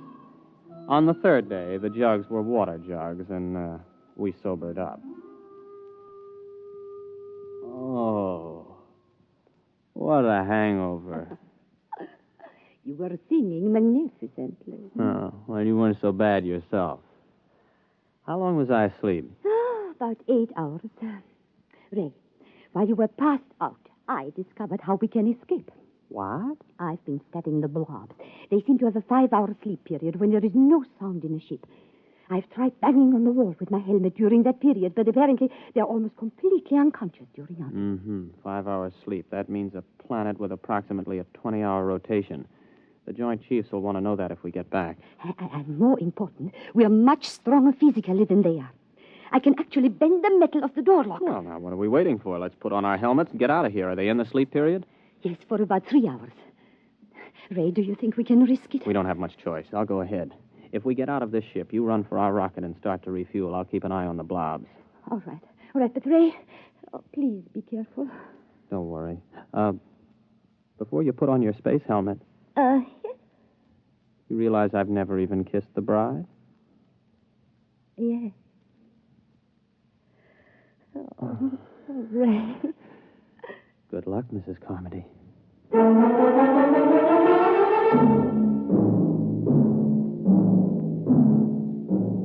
the time I reached the ship, Anya had the rockets refueled. I jacked up the tail fins and we headed for space. When I checked our screen to see if the blobs were after us, we detected their ship heading toward the outer galaxies away from Earth. The rest was easy. In less than 24 hours, I was in the office of the president of the Western Alliance making a full report. The Eastern ambassador was there, along with the chief. Captain, this story is incredible. Well, I'll be glad to submit to a lie detector, Mr. President. There's one on its way. Our embassy is questioning Miss Borisovna right now to see if her story is similar. Are you positive they were extraterrestrials? I mean, couldn't they have been, well, Easterners? If Easterners are 3 feet tall, without bones, and look like little green blobs of protoplasm. Yes. It's for you, Ambassador Covet. Thank you. Yes. Yes. Yes. Yes. Our woman tells the same story under scopolamine. It must be the truth. Obviously, they went back for reinforcements or further orders. If and when they get back, we've got to be ready for them. My government stands ready to cooperate fully. Excellent. We'll have to build a joint space station, get to the moon, and fortify it jointly. If we pool all scientific knowledge, military data, we may be able to do it. Our propaganda ministry has already received orders to put everything into reverse gear. Comedy, I don't know how the world can ever thank you and Miss Borisovna. You not only averted a suicidal war between the East and West, you've also managed to draw us together in a joint effort where international power politics must be a thing of the past. Well, sir, I have a request to make. Anything, my boy. By the way, your wife is on her way over. I'd like to get back to Junior to ask him a personal question before I see her again, if you don't mind. Well, that's rather odd, but I suppose if it's what you wish. Chief, would you let Captain Carmody operate the cybernetics machine alone for a few moments? Right this way, Ray, boy.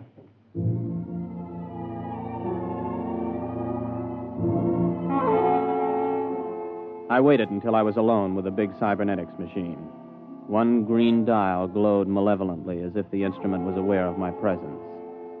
I opened the input channel and spoke. Hello, Junior. This is your old friend Ray. Give an appropriate answer. Hello, Ray. Now then, you remember Miss Borisovna, the girl who was selected for me to marry. Item 1, she's going to rejoin me in a short while.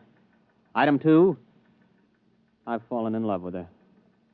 Item 3, before we actually live together as man and wife, I want to know something. Question. Does she love me? Yes. Oh, that's my boy. Now then, just one more item before I say so long and take a honeymoon. Tell me, Junior, why do I have a hunch that those blobs from outer space will never be back? Answer, please.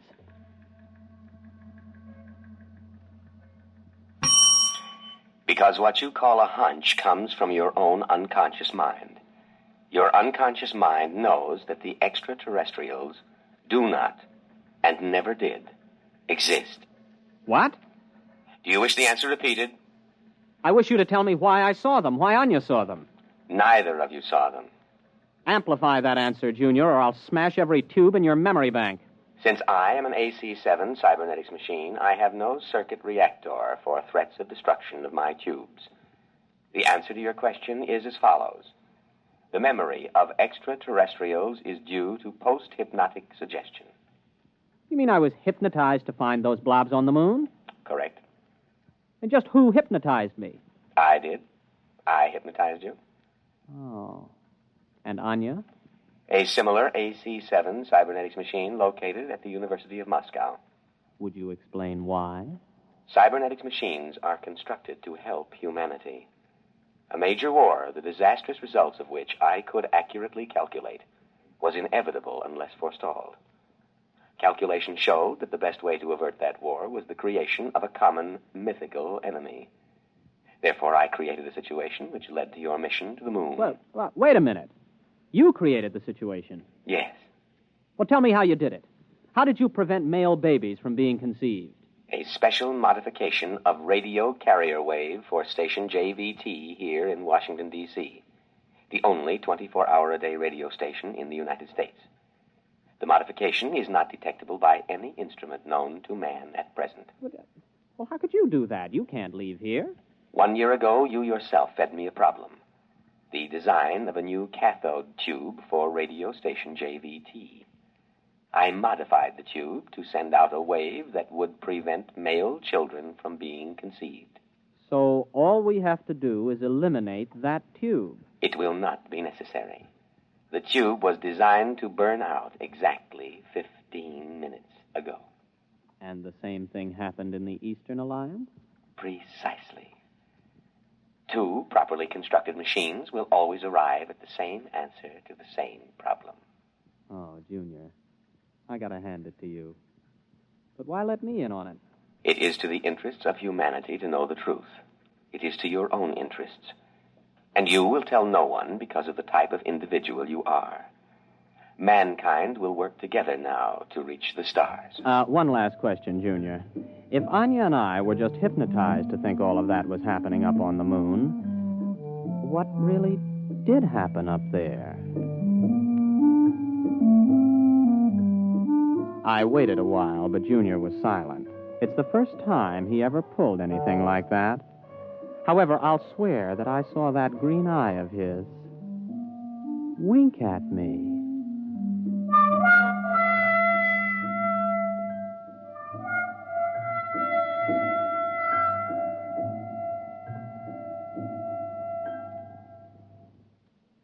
You have just heard X-1, presented by the National Broadcasting Company in cooperation with Galaxy Science Fiction Magazine, which this month features Butterfly 9 by Donald Keith. The story of Jeff, who needed a job, and a man with a job to offer. One where giant economy-sized trouble had labels like fake make, bumsy, and peakage. Galaxy Magazine, on your newsstand today.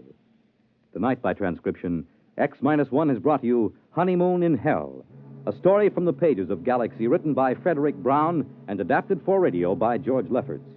Featured in the cast were William Redfield, Vilma Currer, Wendell Holmes, Charles Penman, Leon Janney, Roger de Koven, and Jack Grimes. Your announcer, Fred Collins. X-1 was directed by Daniel Sutter and is an NBC Radio Network production.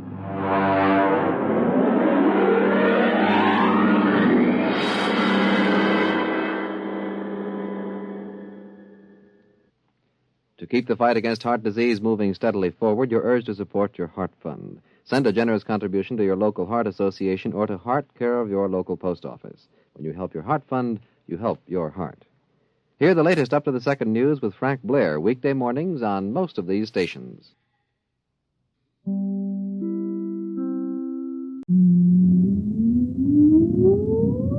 Countdown for blast-off. X-5, 4, 3, 2, X-1, fire.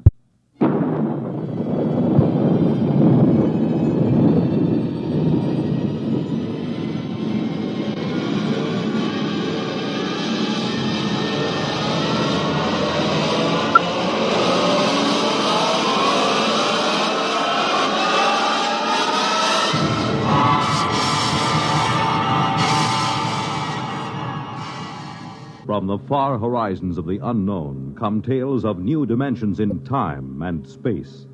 These are stories of the future, adventures in which you'll live in a million could-be years on 1,000 maybe worlds. The National Broadcasting Company, in cooperation with Galaxy Science Fiction Magazine, presents X-1.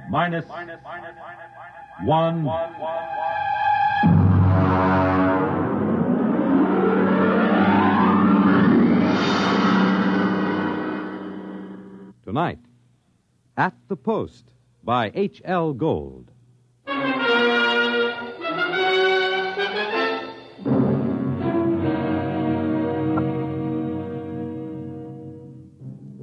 When I come into the Blue Ribbon on 49th Street west of Broadway, I could tell right away nobody told Doc Hawkins about my misfortune. Doc, who ain't one really, writes a daily medical column for the Racing Form, and we're celebrating his being sprung from the alcoholic ward. He got one look at me, and he choked on a piece of gefilte fish. What happened? What happened? Look at that. Clocker's become a character. Now, lay off, Doc. Look at that, a gray flannel suit, a black tie. Clocker, where is your purple and green check sports jacket? Where are your two-tone suede shoes? Why, you've become a character. That was Zelda's idea. She wanted to make a gentleman out of him. Wanted to? Why, you two kids got married just before they took my snakes away. Don't tell me you've flipped already. You don't know, Doc? No. What happened? Well, it was right after you tried to take the warts off the fire hydrant that Zelda started hearing voices. It got real bad. How bad? Well, she's at Glendale Center upstate. I just came back from visiting her. Well, did the psychiatrist give you a diagnosis? Yeah, I got it memorized. Catatonia dementia precox. Oh, rough. Very rough. The outlook is never good in such cases. Maybe they can't help her, but I will. Now, Clocker, you're a race handicapper. You run the best tip sheet on Broadway. But people are not horses. You've got to think of your public. For instance, what's good at Hialeah, huh? My bar bill is about to be foreclosed, and I can use a long shot. Those couch artists don't know what's wrong with Zelda. I do. You do? Well, almost. I'm so close I can hear the finish line camera clicking. Well, now, that's very interesting. Perhaps we can collaborate on an article for the Psychiatric Journal. All right, look. Look at these charts. Look, here. Huh? I use the same system I used to dope the races. Look, Zelda's got catatonia. She used to be a hoofer before we got married, and now she does time steps all day. Stereotype movements are typical of catatonia. You don't get it. She does time steps. The first thing you learn in hoofing, over and over. 10 or 15 hours a day. And she keeps talking like she's giving lessons to some jerk kid who can't get it straight. And I hear when these catatonics pull out, they don't remember much or maybe nothing. Protective amnesia. They work harder and longer at what they're doing than they ever did when they were regular citizens. And they don't get a red cent for it. I beg your pardon? I said they were getting stiffed. Anybody who works that hard ought to get paid. I don't understand what you're getting at. What are they knocking themselves out for if it's for free? Doc, I tell you, I miss that mouse. I gotta save her. She can't see or hear us, but she can sure see or hear something. And I'm gonna dope her. Parker, it's too much for you. Too much for me, huh? Who was it said Warlock had turned into a dog in his third year? Who was it had 7 winners the opening day at Belmont? You take my word for it, Doc. I'll beat the schizophrenia handicap.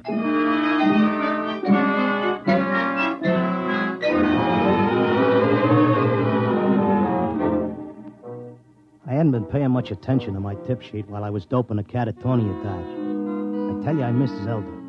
I missed the bobby pins on the floor and the nylon stuck on a shower rack, the toothpaste tube squeezed from the top. I had to get her back somehow. Next day, I took a cab and went out to that place. I sat in the room and watched her dance. Oh, it was something. Because Zelda was worth watching, even with her eyes blank and her feet shuffling through that simple time step. Mr. Locke, visiting time is almost up. All right. Zelda, listen, Zelda. How long can they take to learn a time step? She can't hear you. Look, kid, I don't know who these squares are that you're working for, but tell them if they take you, they got to take me, too. You hear?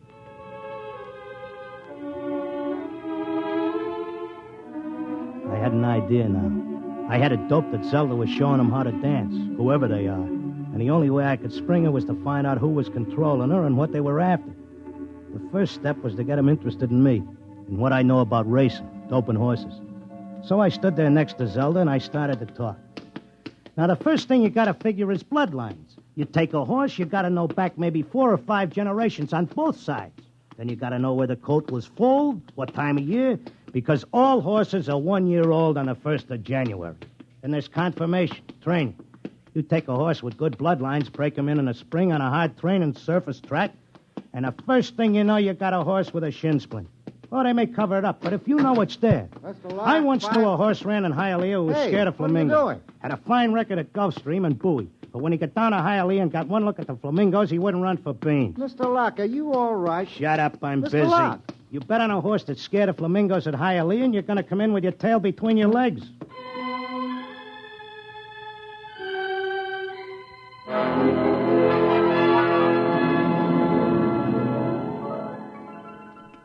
I kept coming back every day. I'd just sit there next to Zelda while she did a time step, and I'd talk about horses over and over. And then finally, I started to hear voices. Clocker! This way, Clocker, come this way.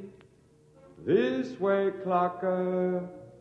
Come on now, come with me. Like it was a fog, I could see the attendant in his white coat asking me questions, and I couldn't hear him. I knew I just kept on talking about the horses. And then suddenly I wasn't there. I was somewhere else. I was in a big square, and the buildings looked like the new Roosevelt Raceway, all modern. Or maybe like the World's Fair.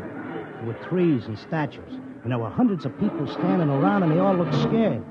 There was a little man with bifocals and a vest with pins and needles in it standing next to me. He looked scared. But I knew it had worked. I was on my way to Zelda. How did I get here? Excuse me, mister. How did I get here? I don't know. I can't take time for pleasure trips. I've got a customer coming in tomorrow for a fitting. She'll positively murder me if her dress isn't ready. She can't murder you. Not anymore. You mean we're dead? Don't ask me, but I don't think you're dead. That much I can tell you. Some of the people in the crowd were complaining they had families to take care of, while others were worried about leaving their businesses. And they all grew quiet when a man climbed up on a big platform in front. He was a very tall and dignified guy, and he had formal clothes and a white beard like the chief mourner at a politician's funeral.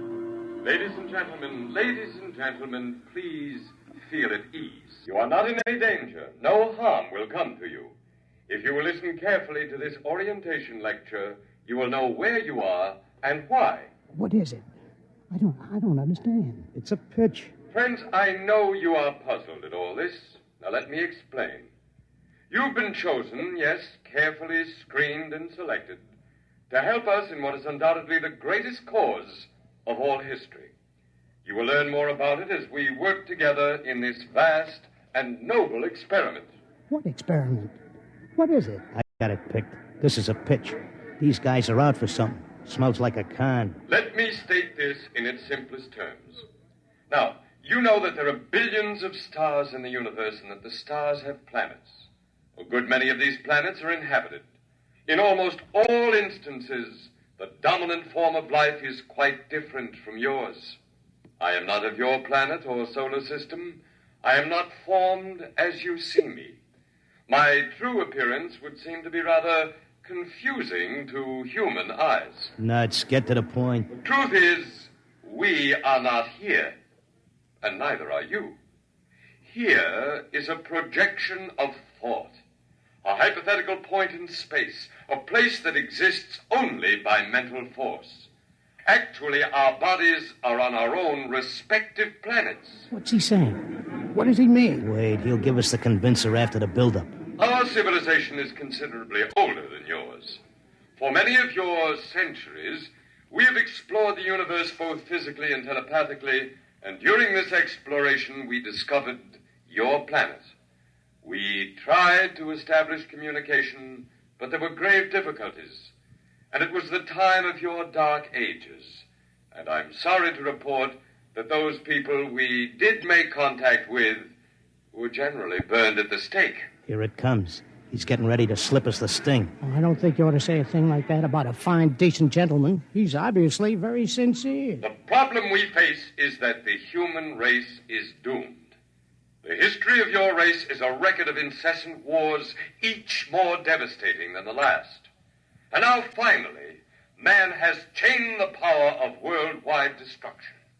The next war, or the one after that, will unquestionably be the end not only of civilization, but of humanity, perhaps even of your entire planet. Then, why have we brought you here? Because man, in spite of his suicidal blunders, is a magnificent race. He must not vanish without leaving a complete record of his achievements. Now, this is the task we must work together on. Each of you has a skill, a talent, a special knowledge we need for the immense record we're compiling. Every area of human society must be covered. And so we need you urgently. Your data will become part of an imperishable social document that shall exist untold eons after mankind has vanished.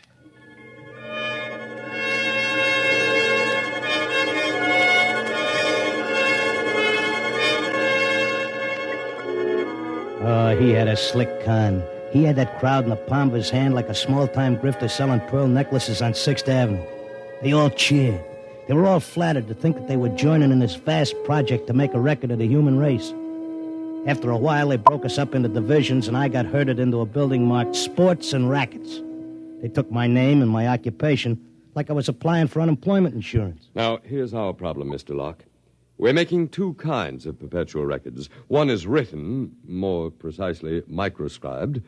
The other is a wonderfully exact duplicate of your cerebral pattern, in more durable material than brain matter, of course. Of course. The substance we use in place of brain cells absorbs memory quite slowly.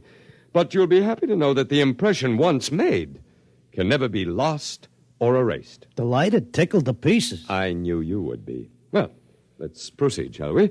First, a basic description of horse racing. I started telling them about horse racing, but they held me down to one sentence. They said I had to repeat it over and over so that recording thing could get it. They had a picture of my body back on Earth lying in a bed in a hospital just saying that one sentence over and over again. Well, that's enough for today. Isn't it amazing? We have a more detailed record of human society than man himself ever had. Your life, my life, the life of this Zelda, whom you came here to rescue, all are trivial, for we must all die eventually. But the project will last eternally. You're telling me you know what I'm here for? To secure the return of your wife. I would naturally be aware that you'd submitted yourself to our control voluntarily. It was in your file that was sent to me by admissions. Then why did you let me in? Because, my dear friend, we also... Look, leave out the friend pitch. I'm here on business. As you wish. We let you in, as you express it, because you have knowledge that we should include in our archives. We hoped you'd recognize the merit and scope of our undertaking. Most people do once they're told. Zelda, too? Oh, yes. Yes, Zelda's extremely cooperative, quite convinced. Would you like to see her? Yeah, sure I would. Well, that can be arranged. I'll call the Arts and Entertainment section and arrange a meeting.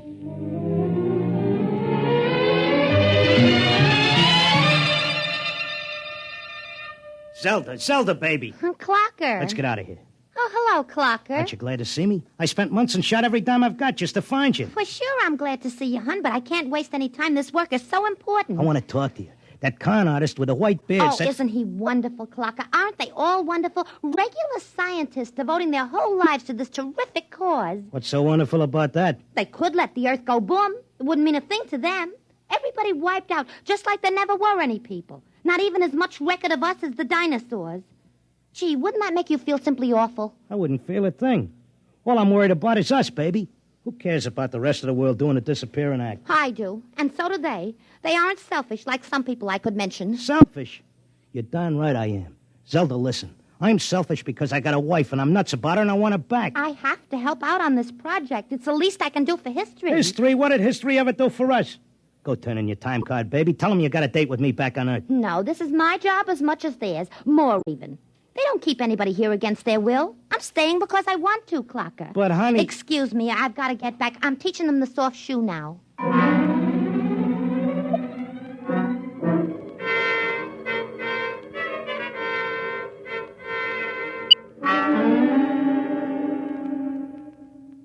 Are you satisfied now, Mr. Locke? Listen, take away the doom push and this racket folds. Listen, suppose you're all square. Suppose you're leveling. You're knocking yourself out because your guess is we're going to commit suicide. But is there any doubt of it? Do you honestly believe the Holocaust can be averted? I think it can be stopped, yeah. Listen, between these catatonics and me, we could tell them what it's all about. I notice you got people from all over the world here. They get along fine because they have a job to do and don't have time to hate each other. Well, it could be like that back on Earth. Mr. Locke, we have experimented in the manner you suggest, but a human psychological mechanism defeated us. Yeah? What was that? Protective amnesia. They completely and absolutely forgot everything they'd learned here. Well, what are the odds on me remembering? Well, you are our first volunteer. Look, I'll give you a deal. You let me out, and maybe I'll be the first case that didn't get amnesia, and I can tell the world all about this. I'll come back if I lame out. You can pick me up any time you want. But if I make headway, you gotta let Zelda go, too. It's a very reasonable proposition. We'll lift our control, Mr. Locke, for a suitable time. If you can arouse a measurable opposition to racial suicide, measurable, mind you, then we agree to release your wife and revise our policy completely.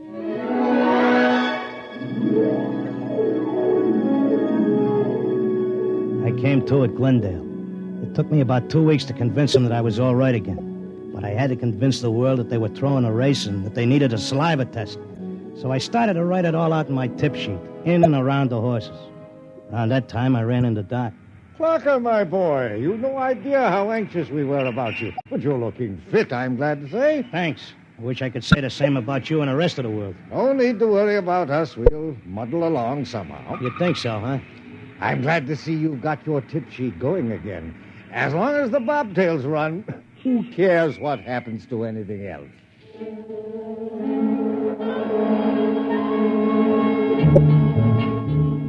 Of course, nobody listened to me. I had posters printed telling everybody. I hired sandwichmen to walk through the city. I made speeches in Columbus Circle. I told everybody doomsday was near. I sent letters to Congress, to the UN, editors of newspapers. Nobody paid any attention. I sneaked into the balcony of the General Assembly and tried to shout a speech, and they threw me out, very politely. I wrote the whole thing up for a magazine, and they printed it and sent me a check and told me if I had any more fiction, they'd be glad to run it. They kept trying to tell everybody the truth about the catatonics. We ought to go to the hospitals and get ourselves let in and have the aliens take over and show us where we're going. But nobody would listen. And then finally, I went back out to Glendale. Oh, Mr. Locke, we were wondering when you'd come visit your wife. You been away? I want my old room back. But you're perfectly normal. Give me half hour alone, and you'll be glad to give me my room.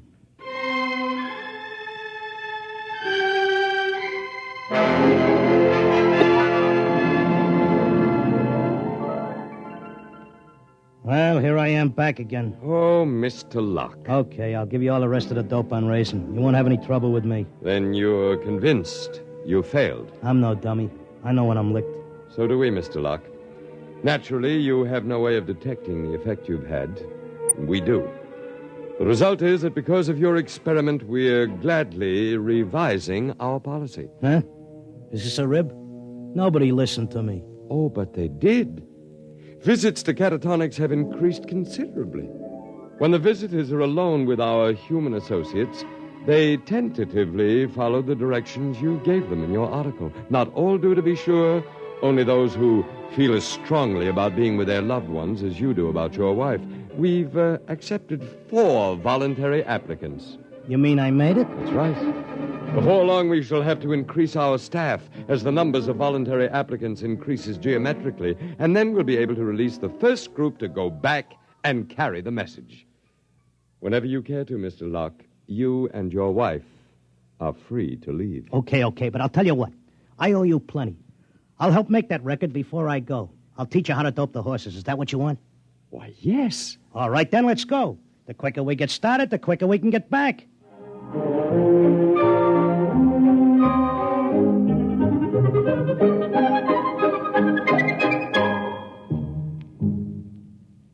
You have just heard X-1, presented by the National Broadcasting Company in cooperation with Galaxy Science Fiction Magazine, which this month features A Touch of E-Flat by Joe Gibson, a story with a warning. Never let anyone point any weapon at you, even something as harmless-looking as a water pistol. It may be a cooling gun. Galaxy Magazine on your newsstand today. Tonight, X-1 has brought you At the Post, a story from the pages of Galaxy written by H.L. Gold and adapted for radio by Ernest Kenoy. Featured in our cast were Frank Maxwell as the clocker, and Thomas as his time-steppin' wife, Zelda, Arnold Moss as the otherworldly one, John Griggs as the doc who wasn't one, really, and Sam Raskin as the confused little tailor with his mouth full of pins. Your announcer, Fred Collins. X-1 was directed by Kenneth McGregor and is an NBC Radio Network production.